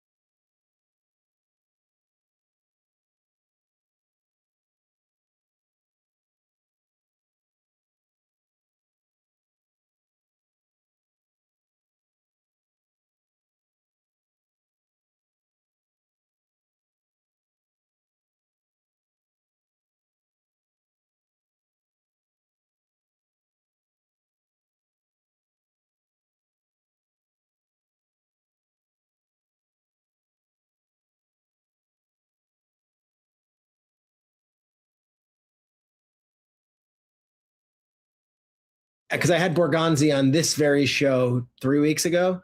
And he said, you know how our free agency plan was, you know how Robert likes to build his defense. He likes waves of pass rushers. So you can never have enough. And that really stuck with me. And I'm like, okay, if Reese or Bailey are there at 4, does Tennessee shock the world and say, we're not going to go Jeremiah Love. We're not going offensive line. We're just taking another defensive lineman, even though we spent a ton of money on that this offseason. I don't know. I'm with you. I think running back economics be damned. Tennessee been pretty irrelevant since Mike Vrabel left. You've got the great quarterback. Give him the guy at running back and who could play wide receiver as well. Yeah. The other thing is, I know people are listening or watching and go, well, what about Ruben Bain? There's another pass rusher there. The stuff that I've got out of Tennessee is I don't think they're a huge Bain team. Now, look, we'll see how accurate that ends up being. But I was told that was not their guy. So we'll see. That was Daniel Jeremiah and Peter Schrager on Schrager's podcast doing a mock draft. That was Jeremiah at the end with the information on Ruben Bain. Apparently, he's not the Titans guy, which is interesting. We just heard from Nick Suss of the Tennessean. Nick Suss is a ball knower. He watches a lot of college football. He did mention that, and I do know that about him. He does watch a lot of college football. And he did actually write a story where he talked to, I think it was a paleontologist, right? That's the person. Yeah. That's the dinosaur people. Yeah. That's what Ross was. Yes, yes, Ross from Friends was a paleontologist. He did actually talk to like a dinosaur expert about short arms. It was a fabulous story. I'll have to find the headline in just a minute. Anyway, so I hear what Suss is saying about Ruben Bain. Short arms be damned. He's a fabulous player. I'm going to read to you what Todd McShay has written about Ruben Bain on his big board. He has Ruben Bain on his latest big board as the 7th best prospect in the draft. Here is what Todd McShay wrote about Bain. Quote, teams are all over the board on Bain. Most draft boards have Arvell Reese and David Bailey graded higher. Some teams view Bain as the clear-cut number 3 edge prospect and a top 15 lock, while others don't view him as highly due to his arm length limitations and position fit concerns. I'm in the former camp and will be shocked if he's not a top 15 pick. His short arms, 30 and 7/8 inches, are the biggest concern when it comes to his projection as a high-impact edge in the NFL. NFL teams do not like outliers. No player with sub-31-inch arms has produced double-digit sacks in a season for the past 20 seasons. Bain will also have the shortest arms of any first-round edge selected during that span. And as we've talked about this, that was Todd McShay, by the way. And when we've talked about this in the past, I don't have the same knowledge of college football as Nick Suss or Teron Davenport or other people that we've had on this show, Mike Herndon, who watch a lot of college football. They grind the film. I don't grind the film. One, I don't have the time to grind the film. And two, even if I did, I'm not a football expert the way that they are. So even if I'm watching it, I'm not going to be able to analyze it the way that they do. So when it comes to things like this, that's why I look at the data. And when I hear McShay write all of those things, the fact, let me pull it back up. No player with sub 31-inch, No player with sub 31-inch arms has produced double-digit sacks in the season for the past 20 seasons. Bain will also have the shortest arms of any first-round edge selected during that span. It freaks me out because you tell me, Derek Mason, we've talked so much about Jeremiah Love, and we've been talking about Carnell Tate recently. We've talked about Sonny Styles. To me, I'm not sure the Titans are in a position. Well, I don't want to contradict myself here because what I was about to say was, I don't think the Titans are in position to use the number 4 pick on an outlier. But then again, a lot of the players who are in that range are outliers, such as Jeremiah Love being a top 5 pick running back, or Sonny Styles being a top 5 off-ball linebacker, or Ruben Bain with his arm limitations. Like we talked about this, I think, last week. there are a lot of outliers at the top of this draft. Caleb Downs Mhm. is considered a top prospect. He's a safety. Yes. I don't remember the last time a safety went that high in the draft. So I do think that really, I don't want to say no matter what, but Mhm. it's more likely than not that the Titans do take someone who would be considered an outlier Mhm. with the number 4 pick in the draft. That's just the way that this draft is shaping up to be. But there are some outliers I feel better about. And to me, Ruben Bain, like I would feel better with Jeremiah Love Mhm. as a top 5 running back outlier than Ruben Bain as an outlier. So I am curious if that makes any sense. I am curious what the Titans reportedly don't see in Bain, considering, according to Daniel Jeremiah, they're So out on him. You say there seems to be more outliers Well, think about the top prospects in than this draft. usual. Yes. Well, think about the top prospects in this draft, right? Jeremiah Love, as we've said many, many times, running backs rarely go in the top 5 these days. It just doesn't happen. We've talked about how running backs have been devalued over time in the NFL. You don't see teams take running backs that high anymore. Todd McShay, for example, because I have his big board up, he mentions that Sonny Styles has the chance to be the first off-ball linebacker drafted in the top 5 since Tampa Bay drafted Devin White 5th in 2019. Caleb Downs is a safety. I'm looking to see when the last time a safety went that high. It doesn't happen very often, I would imagine. No, it doesn't. So, but do you get my point? Yeah, in your mind, based upon there are a lot of outliers. And ubiquitous individuals. Yeah, the Titans are going to probably end up taking an outlier just because of the sheer number of them. Exactly. But like, if I had to rank, okay, which outlier am I most comfortable taking? Like, I would be more comfortable taking Jeremiah Love over Bain. Ruben Bain. Okay. Even though there are more outliers, you feel that can be potentially drafted in the top 10 than say in other years. Because, and when we say outliers, you mean some of the measurables, guys playing one position, non-premium not positions, drafted that high. So Teron described, because we talked to Teron about this some weeks ago, and Teron described it sort of, what are you willing? What are your non-negotiables? And for some GMs, for some organizations, even though, these sort of outliers seem to be everywhere this year, are you willing to live with a guy with short arms? Is that like you said, is that a deal breaker? Because whether it's Caleb Downs, whether it's Bailey, Bain, Jeremiah Love, there has to be something that you're not willing to live without. Some people say, well, I'm just not drafting a running back in the 4th round.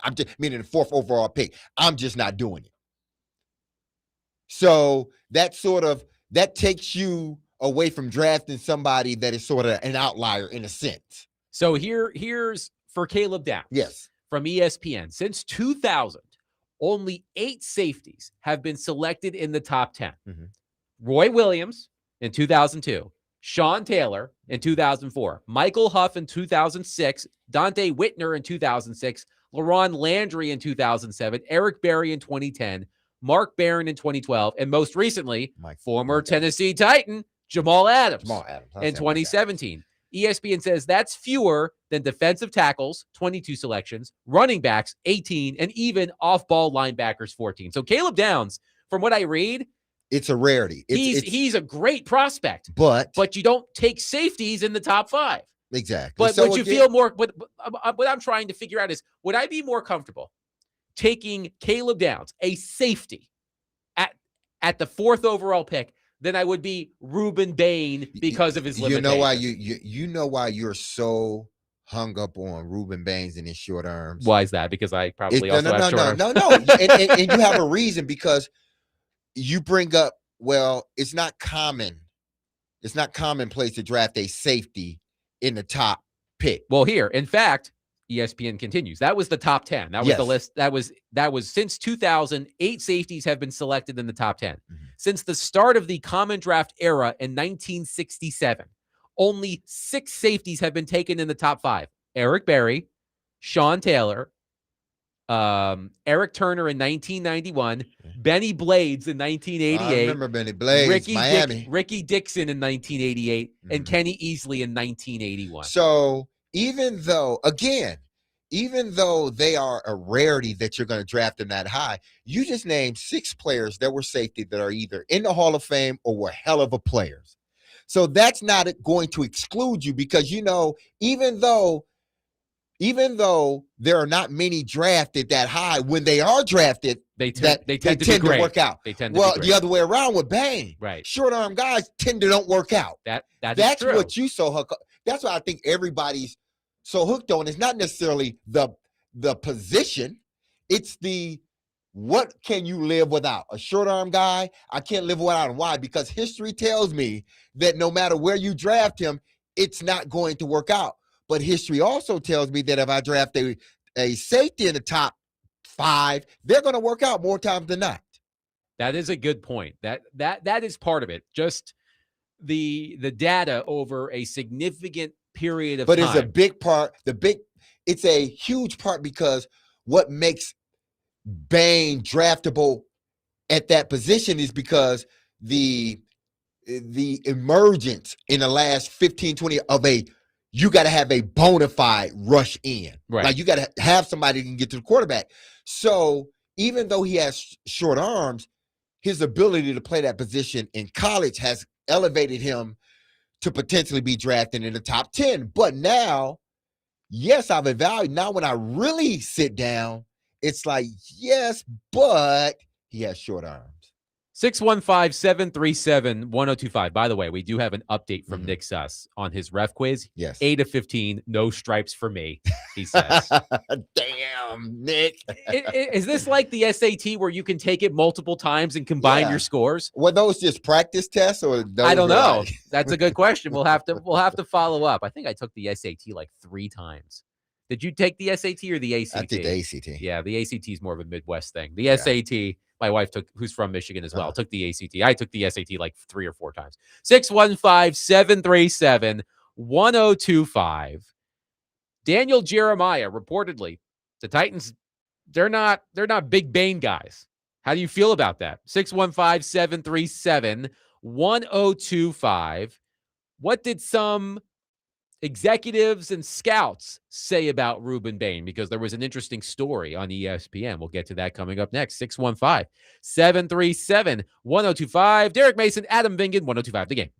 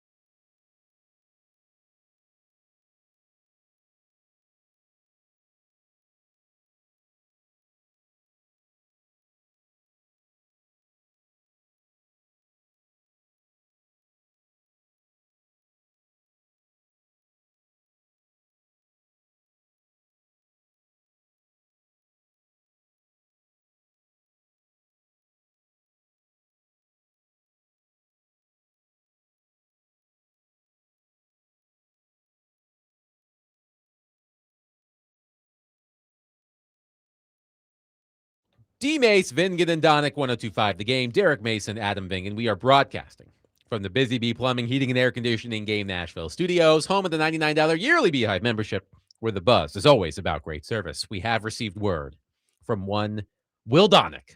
He will be joining the program at the top of the hour. The Predators have landed in Salt Lake City, Utah, where their road trip concludes tomorrow against the Mammoth.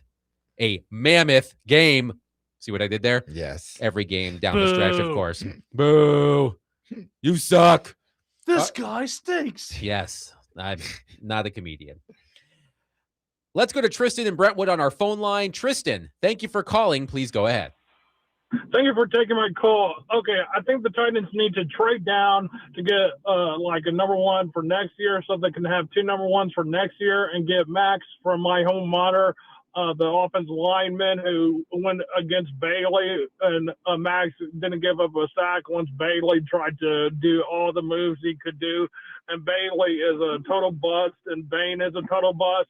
Well, you don't want to draft a running back super high. You want to draft him in the middle, in the first round or second round, and get Pat Cogan from Indiana, get Drew Aller from or Luke Altmaier. Those are the better 2 quarterbacks after Mendoza goes off, because Drew Aller is 6'5", 242 pounds or 35 pounds, and Luke Altmaier played at Mississippi State, but did a great job at Illinois, and Miller Moss also, or is it Matt Moss from Louisville? Thank you for the call, Tristan. Tristan has done his homework. Yeah, Tristan. He knows a lot of things. A lot of individuals. Yes, Tristan has it all mapped out. We appreciate the call. Tristan, I don't think they're as, listen, they need offensive linemen, yes. But I'm not sure if they're going to take an offensive lineman that high with 4th pick. Now, trading out of that 4th pick, that is a possibility. You can never say they will not, but it seems like at this present time, there hasn't been any indication that they're willing to move out of that 4th spot. So ESPN.com had a story today written by Jeremy Fowler, and Jeremy Fowler polled executives and scouts on the draft's most polarizing players. And you know that Ruben Bain was going to be in this story, and he was. And here is some of what Jeremy Fowler wrote and heard about Ruben Bain, as we're talking about Daniel Jeremiah saying on Peter Schrager's podcast that the Titans don't seem to be too interested in Ruben Bain. As Skylar points out on our text line, you know what that means. The Titans love Ruben Bain. It's lying season. I mean, you do always have to keep that in mind at this time of year. Jeremy Fowler writes, quote, Bain would not be on this list if his arms were a few inches longer. He's powerful, productive, and bendy off the edge. He's an All-American coming off 15.5 tackles for loss last year. By all accounts, he loves the game. But the 30 7/8 inch arm length is still an issue, no matter how much teams wish it weren't. One personnel executive with an NFL team picking in the top 10 said, quote, it's not nothing, it's in between. The kid's played his entire life that way and been pretty successful. But I think it will pose a challenge. He's found a way to work around it, leaving blockers, using his squattiness to his advantage. But you use your hands and arms on every play, trying to control the blocker who's trying to control you, reaching and running 60 times a game. It's an imperfect science, and you can't say he can't play football because he can, but he will have some issues. Fowler continues, Bain also did not test or run at his pro day, relying on drill work. That's an issue for some scouts because, quote, to completely dismiss it without knowing the physical talent that we measure is probably more of a risk than the actual player, the exec said. Despite all of this, Bain might just be the draft's best edge rusher, a wonderful blend of physicality and savvy. The risk assessment will be a factor for teams picking in the top 10 to 12. And I think he may be this year's sort of fall. And I'm not talking about fall out of the first round. I think he has the potential to be that guy that we talked about at the beginning so much about, whether he was going to be a top 3 pick, top 4 pick, top 10 pick. And then you get to the draft and you start to slowly see him sort of fall in the draft, and he ends up going 15, 16, 20, somewhere around there. And then now I can stomach drafting him at 20, with short arms. I'm sure there are about 10 teams probably hoping and praying that teams pass up on him in the top 10, because then they can draft him, in the lower part of the first round and be justified with doing it, because we're not drafting him in the top 10. So Bain may end up being that guy this year. I'm trying to think of guys in the past, whether, it's been quarterbacks with Manziel. And I know it didn't completely work out with Manziel, but I'm just talking about guys.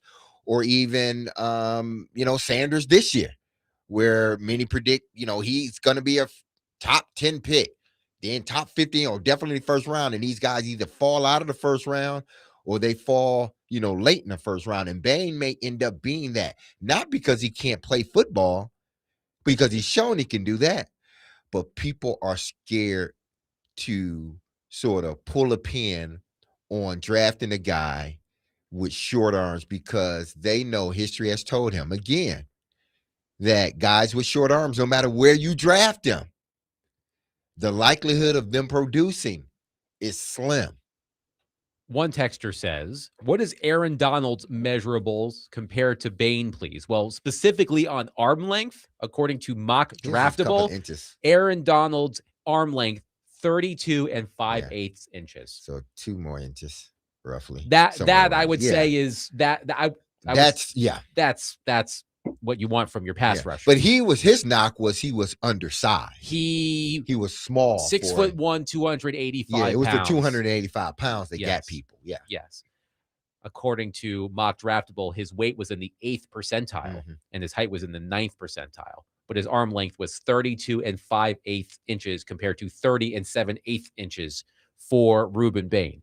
Richie says, what would be a more shocking scenario with Ruben Bain? Someone trades up to draft him high, or he falls to the second round because many are not sure about drafting him in the first round due to his short arms. I would be floored based on everything I've read. And again, I'm not an expert on this, but based on everything I've read, I would be floored if he is not a first round pick. Are they saying, would I be floored if he's drafted in the top 5 or just high? Like somebody what would be more What would be more shocking to you? Bain, someone trading up to draft Bain, or he falls to the second round because many are not sure about drafting him in the first round due to his arm length. He's not getting out of the first round. If he, that would be a surprise, because somebody can move up from the 20th spot to the 15th, or from the 27th to the 20th and get him. So, and this is what I come back to. Again, you're relying on experts who talk to people around the league, because I don't have the contacts. I'm not grinding the film. So I'm relying on people who do this for a living and who, and there are people who I trust more so than others. I keep on bringing up Todd McShay today because I have his big board open on my browser. So, I'm not like a big Todd McShay fanboy or anything like that. He just happens to be there. And I'm looking at his big board, which was updated 2 days ago. So regardless of position, top prospects: 1, Jeremiah Love; 2, Sonny Styles; 3, Arvell Reese; 4, Fernando Mendoza; 5, Caleb Downs; 6, David Bailey; 7, Ruben Bain. So again, based on all of the research I have done, there are a ton of outliers at the top of this draft. And I would love to know how this compares historically, because, Fernando Mendoza, he's going number 1 overall. Is Fernando Mendoza? I feel like if I had to guess, Derek, I bet people in Las Vegas are having the same conversations about Mendoza. Well, maybe not, because Mendoza actually won. I was going to say they're having the same conversations about Mendoza as we had about Cam Ward, but Mendoza actually did win a national championship. He did win the Heisman Trophy, so maybe there are fewer doubts about Mendoza than we had about Cam Ward a year ago. But I don't see Fernando Mendoza as that Joe Burrow-esque number 1 overall pick. But again, I think no matter what, the Titans are going to probably end up with someone who qualifies as an outlier, either by the position compared to the draft spot, or in the case of Ruben Bain, his measurables. So like to use the comment from the exec in the Jeremy Fowler story. It's risk assessment. If you're the Tennessee Titans, you look at Jeremiah Love, you look at Ruben Bain. You can't take a risk with this pick. You do have to assess that risk. And again, my novice opinion on this, I do think there's far less risk. Maybe not far less risk, but there is enough. There's enough there that makes me feel a lot more comfortable with Love than Bain, for example, if I'm choosing between the two. Yeah.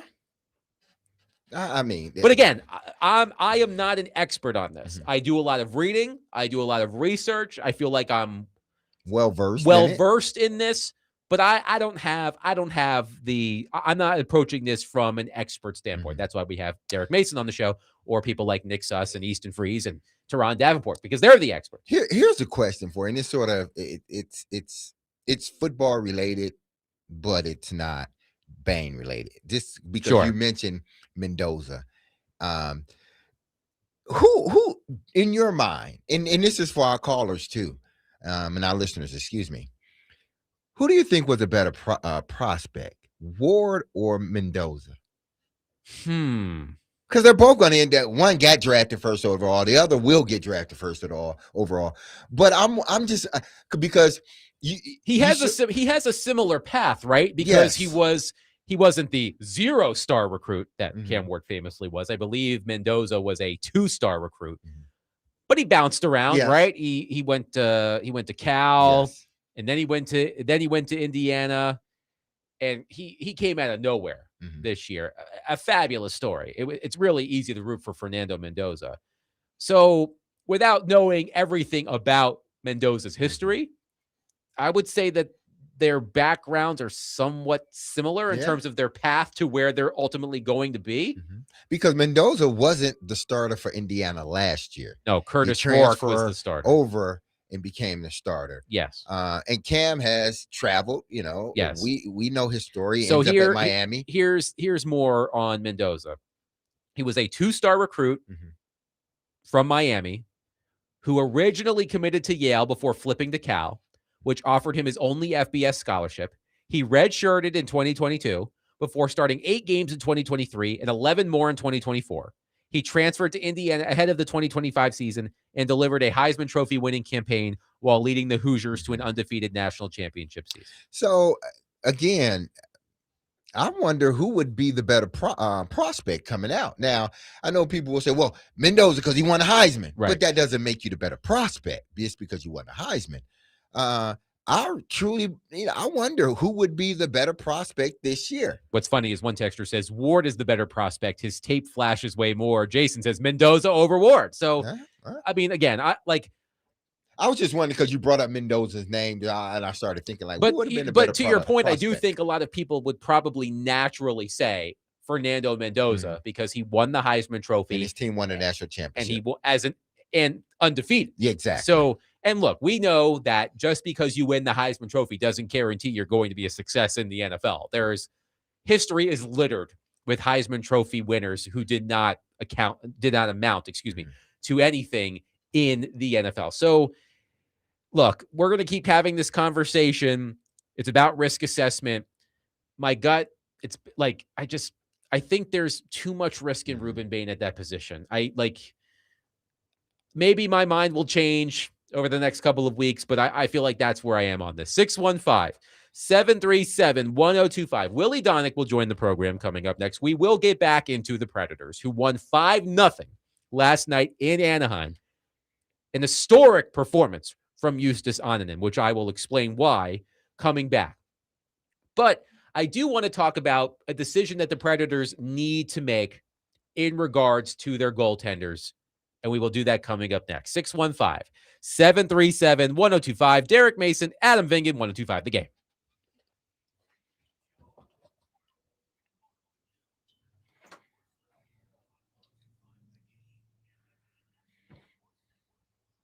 Hey, this is Derek Mason, and you heard me tell you about Dr. Lodge and his staff over at Cool Springs MD for some time. If you set out to lose weight, chances are it's not your first time setting some type of goal to shed some weight only to face disappointment. But I got some good news because at Cool Springs MD, Dr. Lodge and his team understands the frustration of this cycle.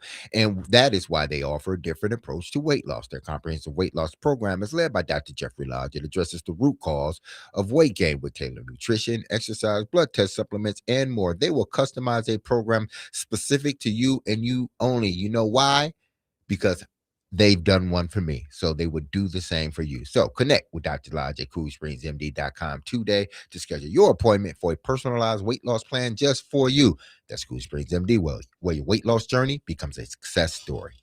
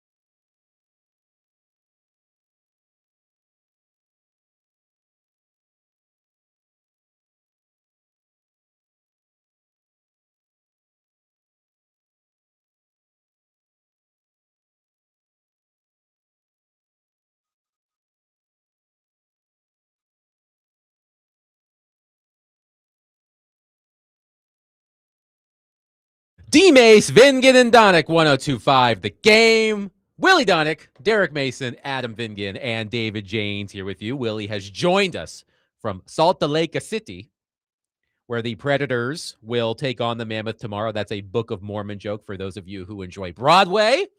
Willie Donick, how are you? Hello, gentlemen. Good to be with you. Safe flight, happy flight, good flight, all the flights? Yeah, no problems. No problems. Much and different. the weather's nice here too. It's a pleasant surprise. It's about 70. Yeah, so we'll take it. We'll take it. Derek, I don't know if you know this, Yes. but it's a much different lifestyle in Los Angeles than Salt Lake City. Oh, of course. But No way. Absolutely. I mean, Willie's been squatting in LA for basically the last week with a pit stop, been his with a second pit home. stop in San Jose. It's been his second home. You might experience some culture shock, Willie, is what I'm saying. In Salt Lake. Yes. Go for a hike. Willie. versus Southern California. Go for a hike, Willie. It's a little different. Yeah, It's a little just a little different. It's a little different. Just make sure that Hal Gill gets to the bar before it closes. You know how Salt Lake City is with that sort of thing. Yeah, the rules. Are That's a at little 9. Oh, that's at 9? Okay. Then he's fine. He's safe. So let's get, now that Willie's back on the show, let's get back into the Predators. A big 5-0. Yes, I said 5-0 win for the Predators last night. 5 different goal scorers: Eric Holla, Philip Forsberg, Brady Shea, Zachary LaRue, Fedor Svechkov.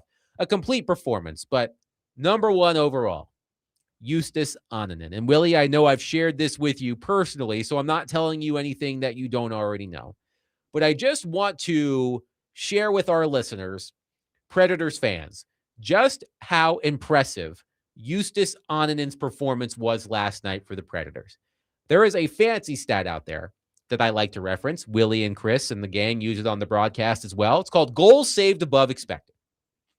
And goals saved above expected compares the actual goals allowed by a goaltender against the goals they should have allowed based on the shot quality of the opponent.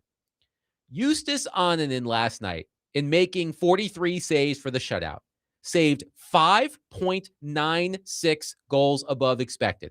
Not only was that the most by any goalie in the NHL this season, it was the most by any goalie in the NHL since at least the 2016-17 season. Incredible performance last night by Annunen. Think about it this way. If that description was too complicated, and I apologize if it was, think about it this way. Based on the shot quality that the Ducks had against the Predators last night, the Ducks should have won 6-5. And the reason they didn't was because of Annunen, who had an historic performance, Willie. He was really sharp. He made it look easy. He's got an interesting style, which is not a lot of wasted motion. So it was really impressive, and he's been building to that type of performance. He's had a number of really good ones since the Olympic break. I think the one-loss record isn't as good as you might think, but his stats have been just stellar. And last night, it took about a half a game for the Predators to get going offensively. And once they did, they started to take advantage of the big weakness with the Ducks right now, which is their team defense. But, that 5-0, if you fell asleep early, it was a little deceiving because that was anything but an easy win because, like you said, Adam, the Ducks easily could have been up 2 or 3-0 at the end of the first period. Philip Forsberg, by the way, continues his hot streak. We all know February, but since there was no hockey in February because of the Olympics, he's just deciding to do it in March and April. Philip Forsberg, 20 points in his past 12 games, 10 goals and 10 assists. It's pretty remarkable, guys, that the Predators could have 2 40-goal scorers by the end of the season in Forsberg and Steven Stamkos. There have been 3 40-goal seasons in the history of the Predators organization. 2 happened in 2022 with Forsberg and Matthew Shane, and then Forsberg again in 2024. So to think about how hard this team had it when it came to scoring early in the season, the fact, Willie, that they could have 2 40-goal scorers by the end of the season is pretty remarkable. Yeah, they've been getting offense fairly consistently since around Thanksgiving time. It's been remarkable to watch. And I think the other thing that came out of last night, too, I think is they got a chance to play the young guys a little bit more, especially in the third period when they widened the score some. And Joachim Kemmel had a good game, a couple of assists, his first 2 in the NHL. Zach LaRue scored another goal. So the young guys are making some plays and hopefully gaining a little bit more confidence because they're going to need contributions from those guys if this is going to work out the way they want it to.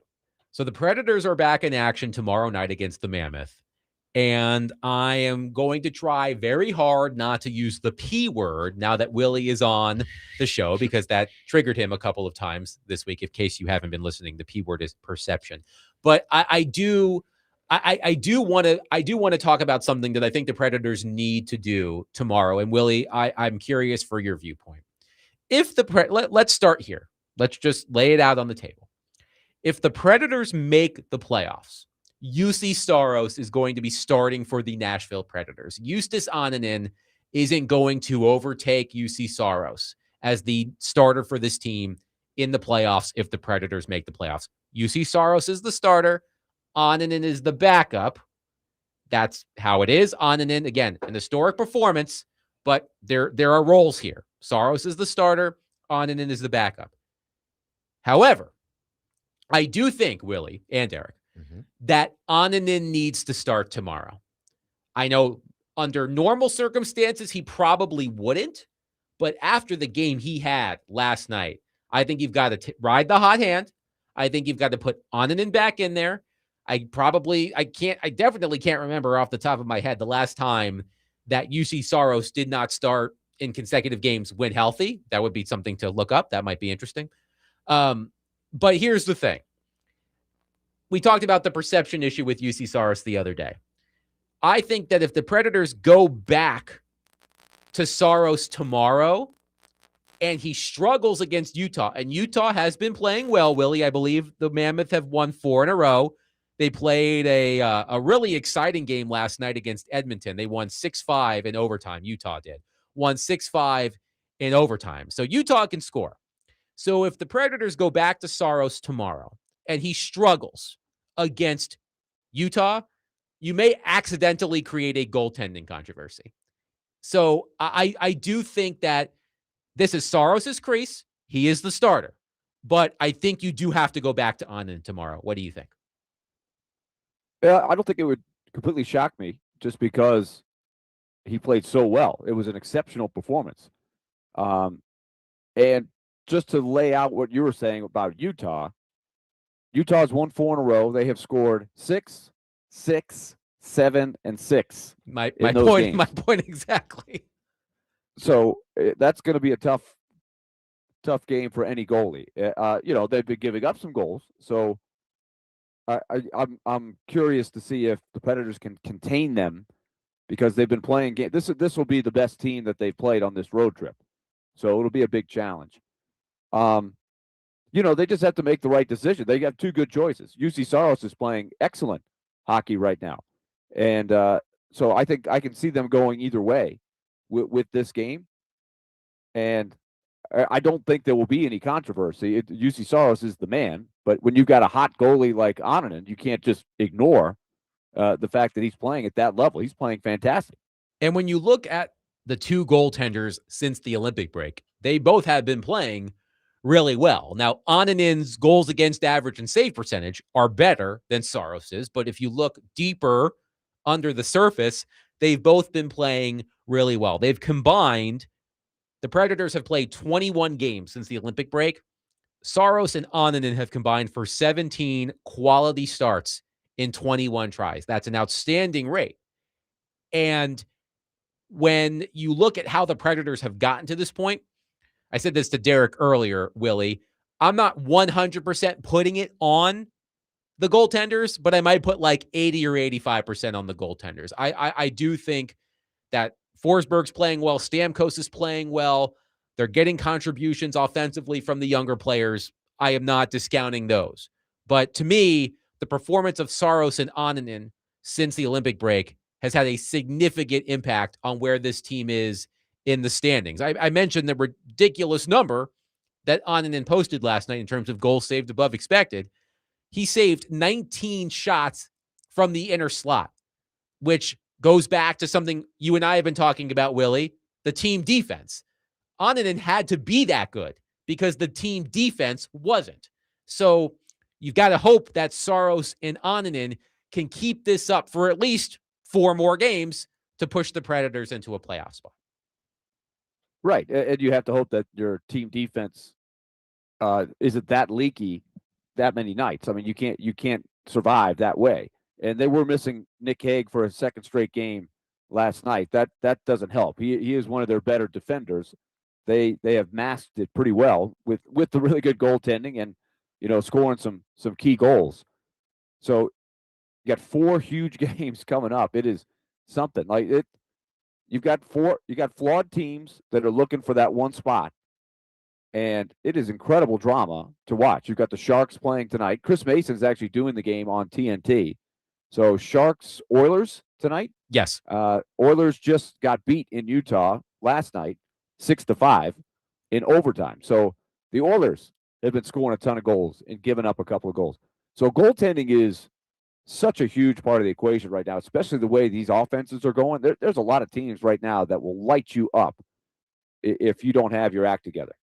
When I look at the standings, Willie, the Predators with that final wild card spot at 84 points, there are 3 teams within 4 points, the Kings, the Sharks, and the Jets. I believe I said after the 3-game losing streak that preceded this road trip that the Predators could ill afford to lose 2 games in regulation down the stretch. They're 3-0-1 since I said that, but looking at how tight the standings are, I'm not sure I can give them 2 regulation losses. Like I maybe they can afford 1 at this point, but with how tight things are, I mean, the Predators need to, I mean, it goes without saying, obviously, but the Predators need to keep collecting points these final 4 games.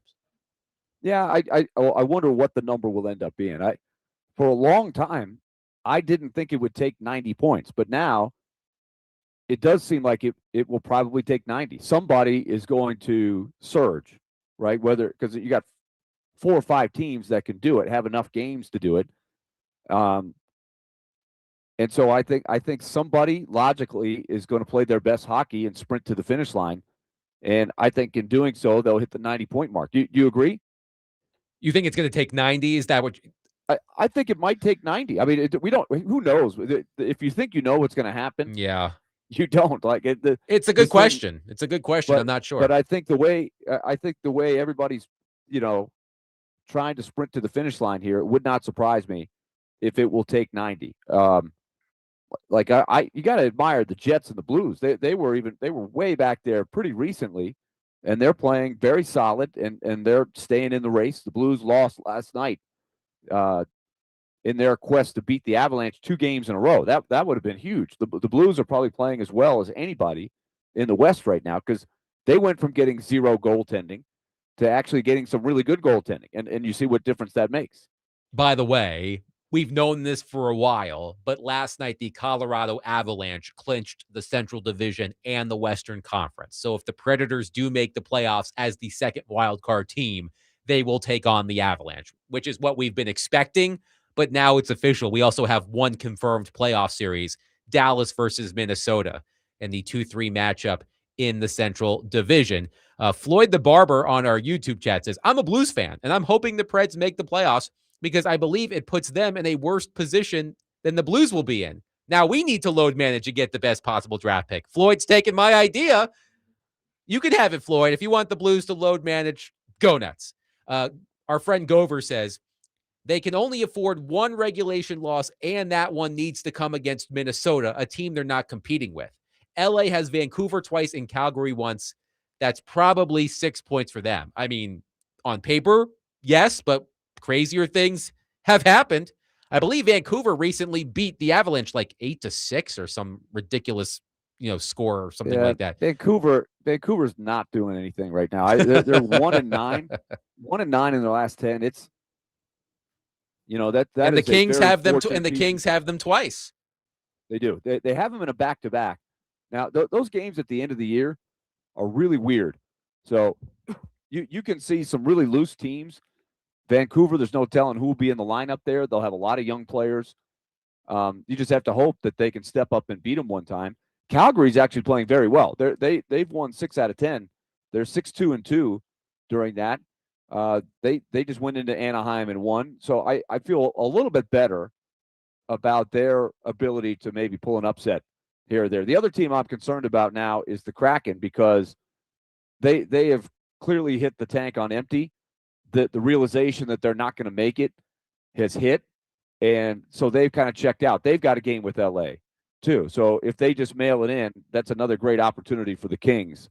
So the Kings have the schedule that everybody would love to play, I think, and you just have to hope that they don't take advantage of it, because sometimes it's hard to play teams that aren't playing for something. There's something about those games, Adam. You've seen it before. They're maybe not as easy as you think, but if you have good starts against those teams, sometimes those teams they're really not wanting to win that bad.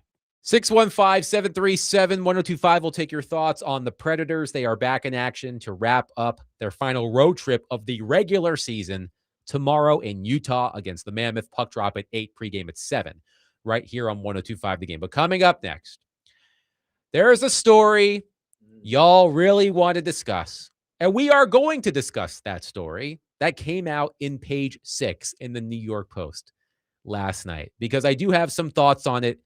I have some thoughts on it from a journalistic ethics approach. We will discuss that coming up next. 615-737-1025. Willie Donick, Derek Mason, Adam Vingan, 1025 The Game.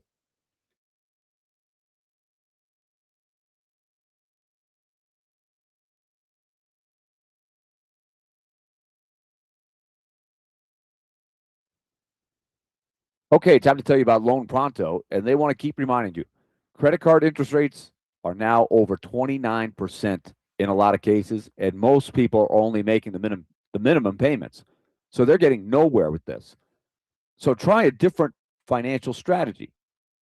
With Loan Pronto's rapid equity loan, you can pay off those credit cards, your existing HELOC, your car loans, ones with higher interest rates, or get money for that home improvement project you've been looking for, make your house more valuable.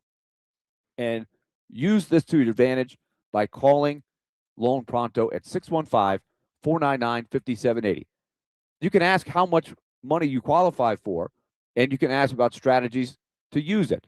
Zero out-of-pocket costs, no hard credit pull up front, no appraisal, no long drawn-out bank process, and no touching your first mortgage. So it's a much more streamlined process. So jump on in there. LoanPronto.com is the website, or the phone number again, 615-499-5780. LoanPronto.com. Equal housing lender, NMLS 1661781, NMLSconsumeraccess.org.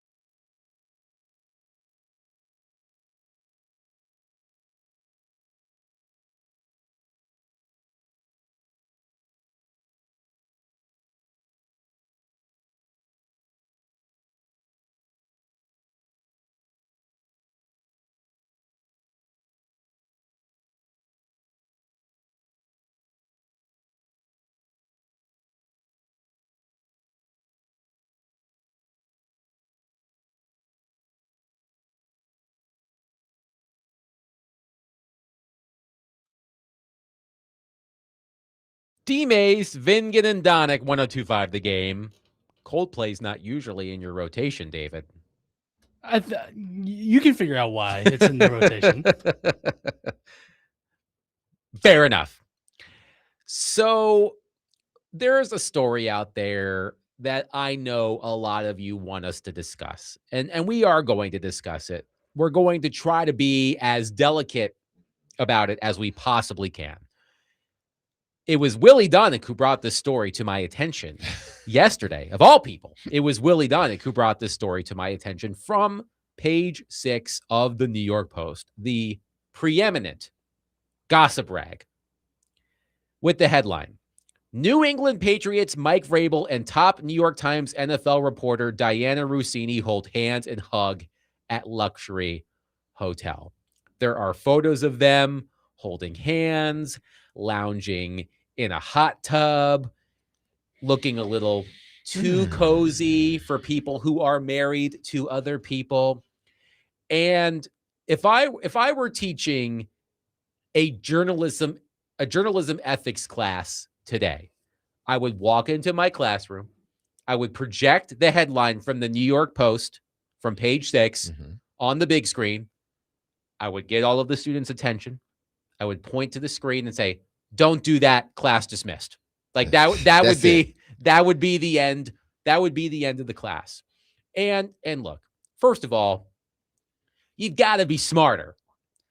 Mike Vrabel and Diana Russini are two high-profile people in their line of work. You've got to be smarter about this. Now, the two of them claim to page 6 that they were there, I think, with other people, but the other people weren't in the photo. Russini said to the Post, quote, "The photos don't represent the group of 6 people who were hanging out during the day. Like most journalists in the NFL, reporters interact with sources away from stadiums and other venues." Vrabel, by the way, said, quote, "These photos show a completely innocent interaction, and any suggestion otherwise is laughable. This doesn't deserve any further response." But let's go back to Russini. Like most journalists in the NFL, reporters interact with sources away from stadiums and other venues. That is true. That is absolutely true. However, those venues aren't hot tubs or jacuzzis or whatever they're in this photo. So you've got to be smarter, both of them.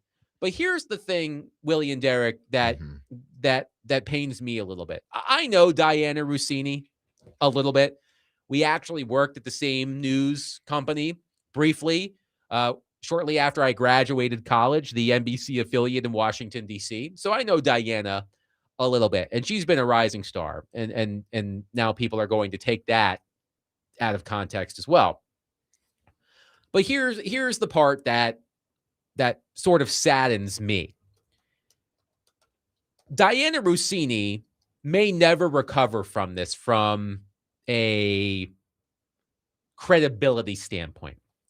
I was reminded of a story about Adam Schefter from a few years ago. So about 5 years ago, the NFL reviewed hundreds of thousands of emails during an investigation into workplace harassment from the Washington football team.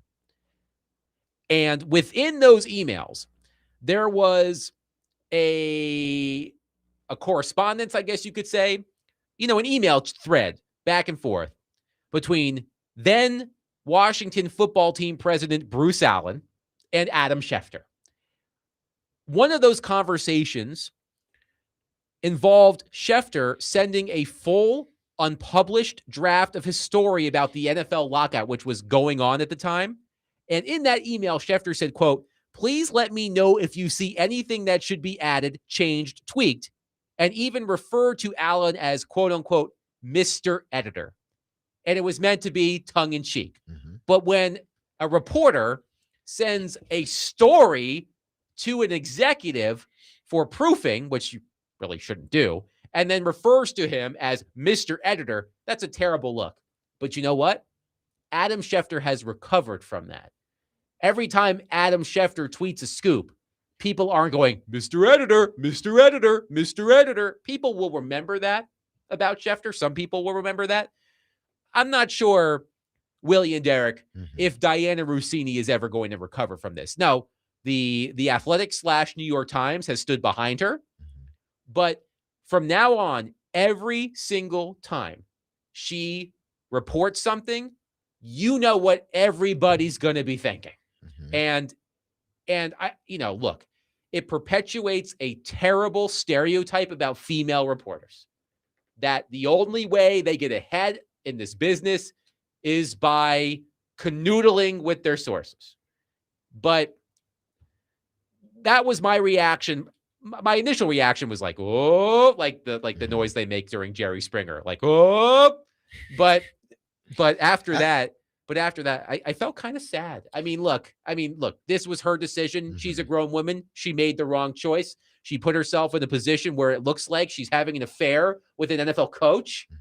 But I mean, let's not just make this, because I think whether whether there's more to this or not, let's not just make this about Diana Rossini. It's about Mike Vrabel too. But you're absolutely right. But you know what? But Diana Rossini is going to be the person that her name is going to flash first. Vrabel will survive this. Yes, Vrabel, he will survive, and Vrabel hopefully will survive this again, and hopefully Diana is able to survive, because we don't know if it happened or not. My thing is, doesn't look good. Listen, it doesn't. The optics doesn't look good. What do we talk about? Perception? Yes. The perception is something's going on. Not saying that it is, but the perception is something's going on by the pictures that have been posted.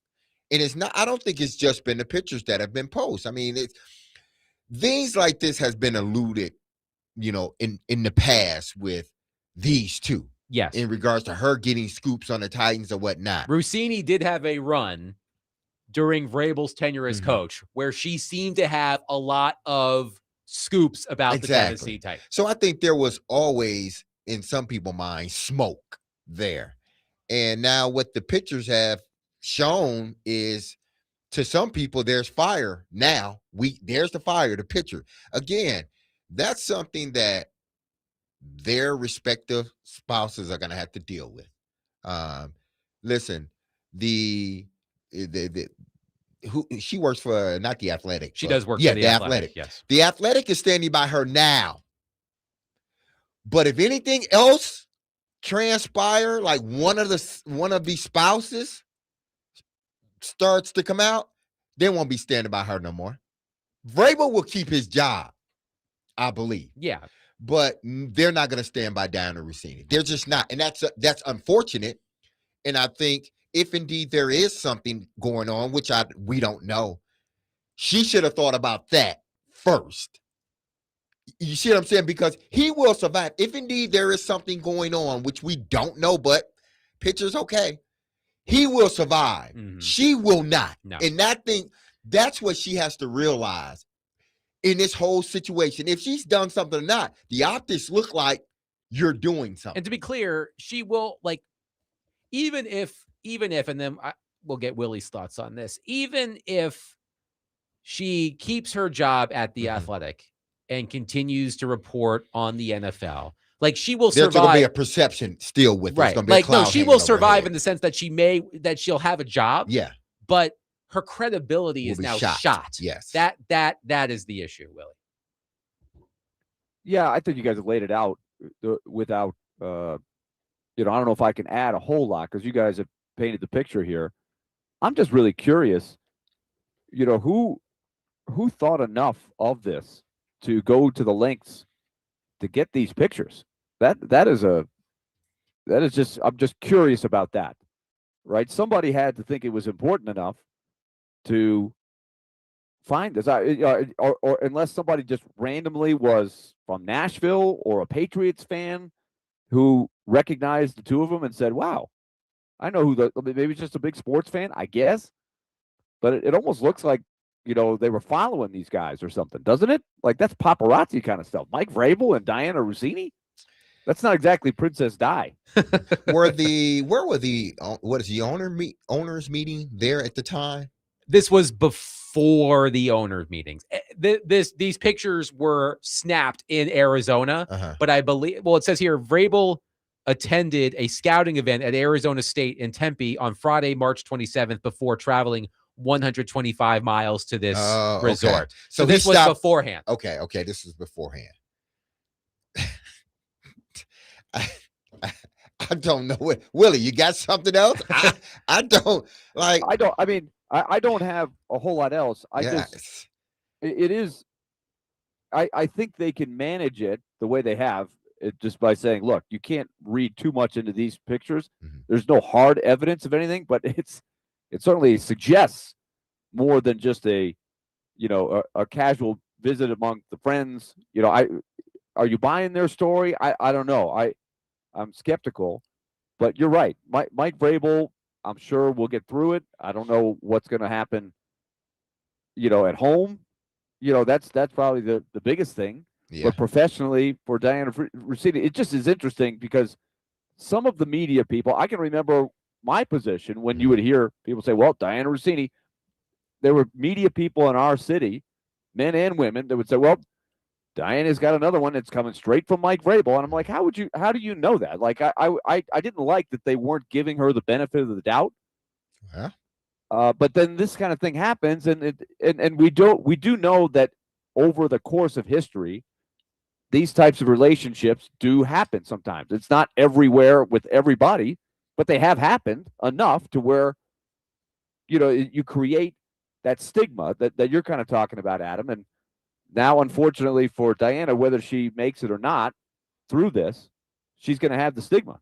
I wonder if A couple of texters, by the way, Uh-huh. have suggested, Willie, that perhaps her husband hired a PI could be who took these photos. or his wife. Or his wife. Yeah, his wife. That could have been. I wonder moving forward, will she have any more contact with the New England Patriots moving forward, or will they just the Athletic just take her completely away from that? Well, here the problem is she's a national reporter. But that's what I'm saying. The New England Patriots are a big brand. Mhm. They just went to the Super Bowl.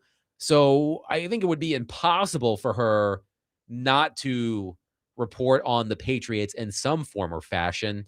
But it's going to be almost if she say anything about the Patriots, it's going to be well, my point is, especially about the Patriots, but Mhm. in general, at this point, like anytime she posts on X some sort of scoop that she has, there's going to be somebody saying something really degrading. Exactly. And she put herself in this position fairly or unfairly, and now unfortunately she'll have to face the court of public opinion. You know what I thought? In the article too, it does reference, and Adam, you might have some recollection of this. I did not, but there was a bunch of stuff going on in Washington. There was, Yes. I remember that as well. And the story references her being involved in that, and there was a similar allegation made that was proven to be, well, it wasn't, it was unfounded, I guess, right? And she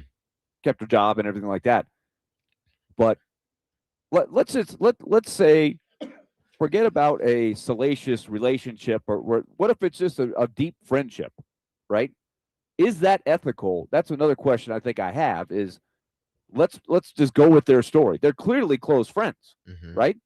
You don't meet somebody there and there's hugs and there's, let's say that there's a close friendship. Is that professional? Is that ethical? That would be one for your journalism class, Adam. Yeah, and look, and we'll continue to take your thoughts on this as we wrap up the show coming up next, 615-737-1025. But look, like one question I used to get all the time when I would do something social and people would learn I reported on the Nashville Predators. I would get this question all the time. Are you friends with the players? Do you hang out with the players? And I would say no. Like, I have cordial relationships with the players. I can talk to them in the dressing room. If I see them out in public, you say hi, how you doing? But, it wasn't like I was slamming down shots on Demumbrian with Ryan Johansson in 2017. You know what I mean? Like Right. that would be inappropriate. But we know that we're talking about people, right? These are people that interact, whether it's boy, girl, going out with the fellas or the girls' night out, whatever it is. these are people that interact as humans, right? And you're on the road sometimes. Beat writers travel, so there are friendships that form. Yes. And it's just natural, right? You can't really prevent that kind of thing. But like the other thing too, and then we'll wrap up the show coming up next. Like the other thing too is women have to be extra careful, because if Derek's playing wide receiver for the Tennessee Titans and I'm a reporter covering the Tennessee Titans and we have a friendly relationship, that it's just a friendly relationship. Women have to be extra careful because you don't want the subject to think that you're being flirtatious or you're sending out a vibe you're not actually sending out. So you have to. So women, female, there have been countless successful female sports reporters, but they do have to be extra careful, because a female reporter can have the same interaction with a player that I do, literally the same interaction, except I'm a man and she's a woman, and she's got to be extra careful so that it's not like, oh, he thinks I'm coming on to him or something like that. 615-737-1025. You all have a lot of thoughts on this, so get them in. 615-737-1025. We'll wrap up the show next. Willie Darnick, Derek Mason, Adam Vingan, 1025 The Game.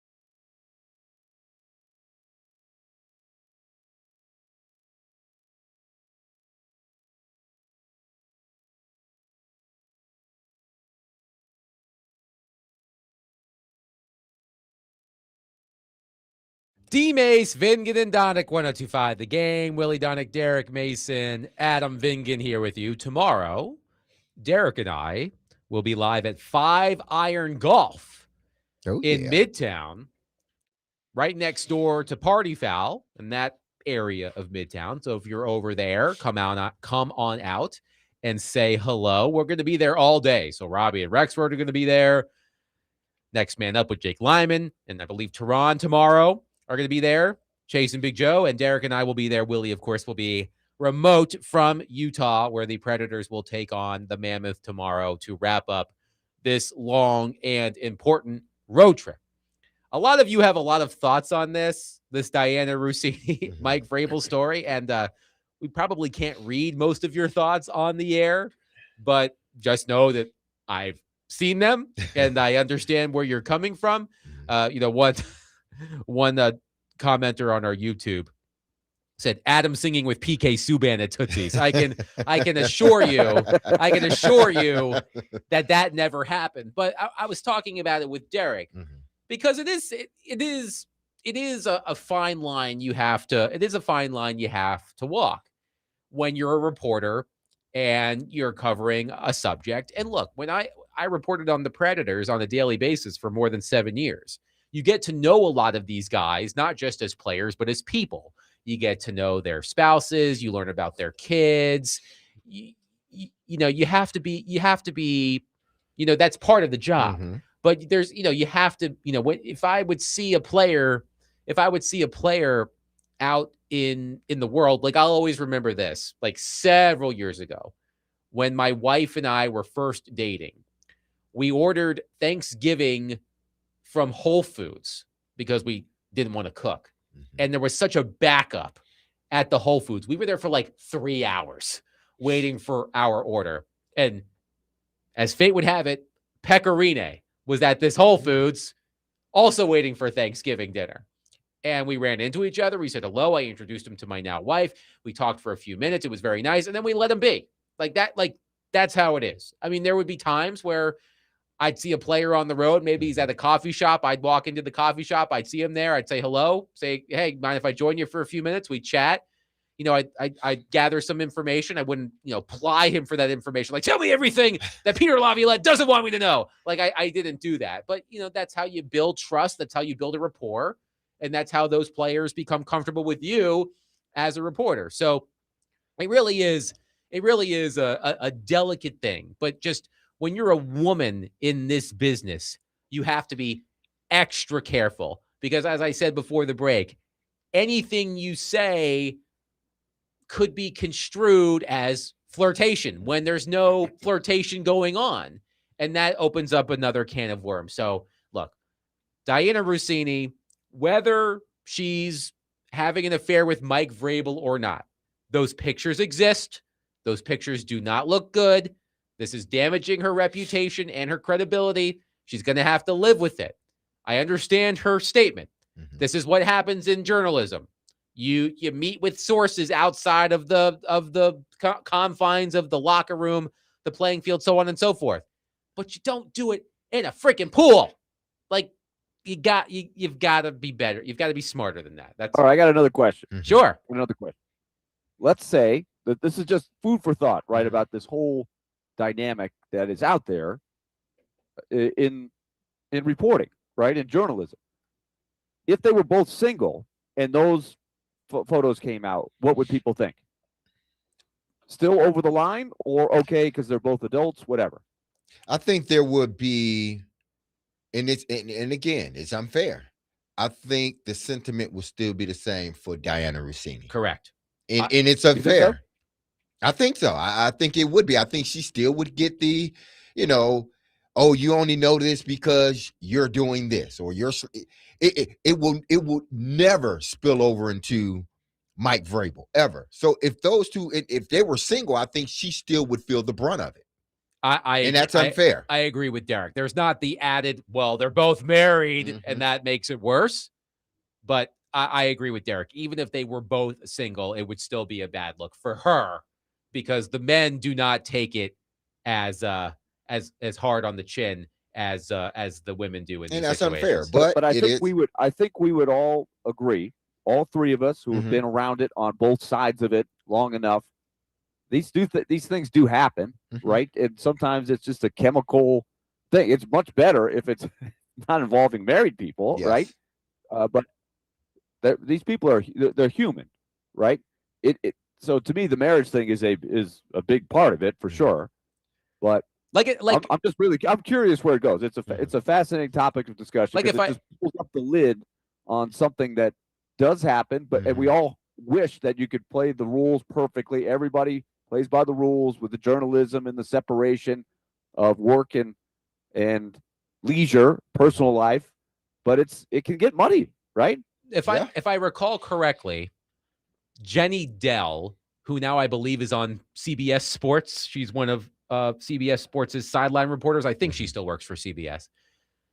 She used to be a sideline dugout reporter for the Boston Red Sox for Nesson, and she fell in love and married Will Middlebrooks, who played for the Boston Red Sox at the time she was reporting on them, I believe. So it's not the only time that's not the only time that's happened, right? Not for the Red Sox too. I think but they were not married, were they? I don't know. I believe they were both. Okay. I believe they were both single, but it's also different when you're a sideline reporter working for a team broadcaster versus as Willie says, it's muddy. Brian says, let's use Caitlin Clark as an example. What would people say if she started dating one of the male sideline reporters? I mean, again, it's inequitable. Women have the threshold for acceptability, if that's a word, is so much higher for women than it is for men in this business. Yeah. They've got to go above and beyond to be beyond reproach. Men can get away with a lot of dumb stuff that women absolutely cannot just because they're women. So you've got to, if you're a woman, you've got to go, especially in sports journalism, you've got to go above and beyond. So great hypothetical though, with Caitlin Clark and a male reporter. I would say that if they were both single, that would not be a violation. But I do think you would have to talk about, look, am I still covering you as a professional player? Right? You got to ask yourself, can I do that right? Right. It would be a conflict, a conflict of interest. Yeah. I think that's where you could. I think you would have the right to date anybody, but then you have to ask yourself for your work, can you do that right, or do you need to get off of that beat and cover a different team or cover a different sport? Someone on the YouTube chat says, come on, Adam, Preds and Titans media cover for and do puff pieces for players and coaches who are friendly. That's not impartial, FYI. That's a different thing. Like, if you write a glowing feature on a player or a coach, you're not necessarily doing that coach a favor. You're writing a story. Not every story needs to have both the good and the bad. Sometimes you write a feature story about a player and it's about that player's upbringing or that player's ascension to where they are now. You don't have to spend a large part of that story talking about all the bad things that they did. It's not part of the story necessarily. Like, if there's a complicated issue, you need to make sure that you mention the complicated issue. But anyway, thank you for attending my TED Talk on sports journalism to end the program. It's a messy situation. I am fascinated to see where it goes. Speaking of us and where we're going, we're leaving now, but we will be with you tomorrow at 3 p.m. live from 5 Iron Golf in Midtown. So come on out and hang out with us, watch some golf, eat some food. I think you could play some golf there as well. That's interesting. So join us tomorrow, shall you? At 5 Iron Golf in Midtown. We will talk to you tomorrow at 3 o'clock. Be loved, love on your people. Have a safe, blessed, and wonderful day. I love you. The team loves you. You hear that music? Don't you forget about us, because we will not forget about you. See you tomorrow at 5 Iron Golf. Adam and I will be there. Willie will be there in spirit and in voice. So we see you tomorrow. Peace.